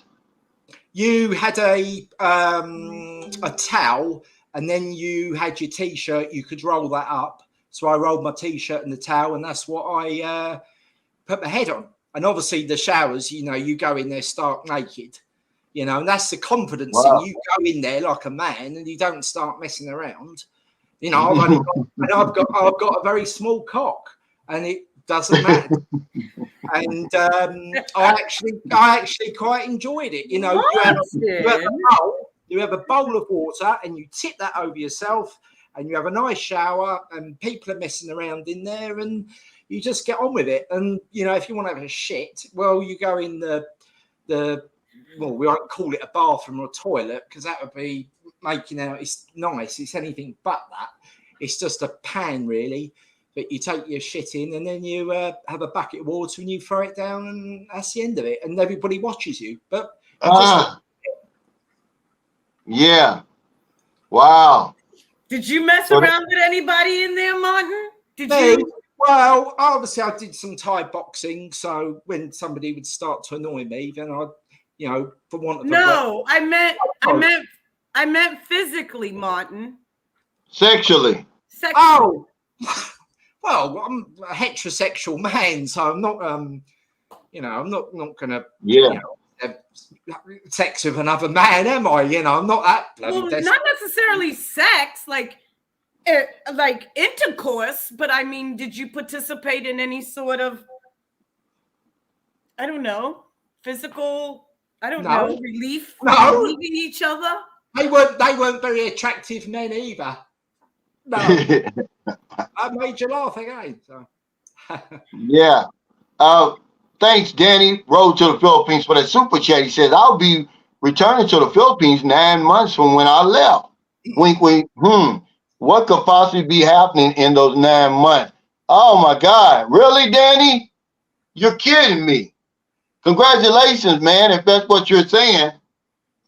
Are you having a baby? Oh, Wow. yeah, that's what that is, Calvin. Congratulations on that. And Mike Dorsonville says, Martin is funny character, even though I can't understand half the words he's saying. I bet you understood that he said he had a small cock. You understood that, didn't you? Yeah. And they would pull my, you would go in for a COVID test, and the, nurses would, be ramming something up my nose. And if you run that any harder, you'll be not only speaking to my lawyer, but I'll be calling the police, because that's what we call GBH here, And I got great friends with him. One of the other guys, he ran it. Sorry, there's always a leader, that is running it. He's the one with the money, because it's all controlled by a leader, not the IDC authorities. It's, normal prison, the boss man. And, yeah. He had 2 or 3 lady boys in there. And, he'd go and play, they'd all play cards, in the circle, gambling, and I like to go to Vegas and gamble. So I'm not too bad at blackjack. So I got to make a good friend of him. And when he was, as I said, he had lady boys and stuff. And, when we went up for the COVID test and up to the nurse, he pulled my trousers, my pants. I had shorts on, and then he had to look at my cock, and then, they all laugh. And, that's it. We have a laugh, and then everyone's happy. And I made him a good. and towards the end, because I was figuring out how it all worked, when my wife did find me and my family, and they knew exactly I started to figure out quite quickly who they had in there, because my family said to the embassy, we want a business class ticket for him, which is $7,000. And not many people had that. So they thought, this guy, isn't, the average sort of person in there, but they thought I was, because you don't have an identity. Remember, I've got a pair of shorts on, and that's it. So no one knows who's who, really. But when we got some money in, then you can start making things happen. And at the end, in the last week, I went from 3 small bowls of rice, being a vegetarian, to then, a loaf of bread, because obviously I'd have to try and get a slice of bread off one of the other prisoners, and you swap some cigarettes, it's a barter system. And towards the end, when my wife eventually found me, then I had a margarita cheese and tomato pizza and French fries. So like in Thailand, money rules, because inevitably someone knows someone. And I just got lost in the system because of my surname. They couldn't find me. And once they found me, and then we all got to know each other, and money, then things can happen. And at the end, this boss guy, he managed to get me, what I want, my Jack Daniels and Coke. So we were having that, and that's how it's all run. In the jail? Oh yes, absolutely. So we're all happy. Let me ask you. I didn't even actually want to leave because I made so many friends in there. We were actually pretty much at the party. I was gambling. I had my Jack Daniels. I had cigarettes. My wife visited me. Everything was under control. That's the thing. You see, it depends who's in there. Once those Americans had left after a week, I had no one to talk to, because I talked to. Let me ask you, Martin. Let me ask you something. Go right. When they let you out, did you go straight to the airport? What happened? What happens is they call you, because I knew when my flight was booked, and they just come in because they knew me by then. Oh, Martin, go home. Then you go down. Then they're trying to all butter me up because they knew how much money I had in Bangkok Bank, and then my wife knew, and how much money was going to start vanishing out of their banks. And then they were all charming and nice and everything. Once they figured it all out, because of my name being put in wrong, which I'll show you the documents for that to show you what all this is all about. And so then what happens then? You get taken in a truck, what you put an animal in, a cage. You're taken to the airport. Then they take you to check-in. They stay with you the whole time. Then you're taken down to an area I've never been in BKK before. It's like a secret tunnel network. And you're kept there for about a month. But everybody's nice then. It's all good. They treat you with respect. And then they said, Martin, run one day over. Ha, ha, ha. I said, well, no, because look how much money you're going to lose at the end of the day. Who's going to have the final laugh? So you know, they changed their tune. You know, oh, we can't wait to see you back in Bangkok and all this, and making me a coffee and everything. But it's too late then, isn't it? The damage is done. So then after that, then you have to go to the gate. You know, where I usually sit, but not this time. You go to the actual. What clothes do you wear, Martin? What clothes do you wear? What, in prison? No, I mean when you go to the airport and you're gonna get on your flight. Well, I'm an unusual character, you know. Obviously, if it's business and you know you dress accordingly, I get a nice suit in Patty, all custom made for about $60. But they all the Thai, you know, Thai Airways know me well. So I can go in there wherever I want, and it's fine. I mean, I'm very. Well, let me interrupt you. It's time for us to get off here. I want to thank everybody for your super chats, your super stickers, all your thumbs up, all your support of Sunshine Shoulders, and watching the panel today. I'm gonna give the panel the last word. We'll start with you, Martin. Just let us know what your upcoming plans are. Be brief. And then we'll go with you, Ellen. Thanks for having me on, and I'd like to come on again if you'd let me. Sure, we'll have you, man. Please, when you get over here, I'm gonna interview you after you've had your first date. We'll see how that goes. It'll be interesting because I might get it all wrong. I'm a Philippines virgin, so I'm gonna make my own way, and then we'll meet up. And if you could give me a few hours, I'll buy you some beers, and we'll He talk. doesn't drink. He won't I don't drink, but I'll take a nice cold Coke in a bottle over here. They get good Coke. If I'm playing pool, I'll drink water all night long because I don't want to play pool drunk. So alcohol, I'm not dependent. I don't have alcohol in my house, for example. I have it to be social with a other drinker. Yeah. Well, what about you, Elat? What you got going on? I don't have anything going on, Calvin. I'm just focused on getting better at this job and just peace and love. That's all. Well, thank y'all again. Take care, everybody. Stay safe. Stay out of trouble. Thank you for having me. Nice to meet you. We'll see y'all next time. Take care. Bye.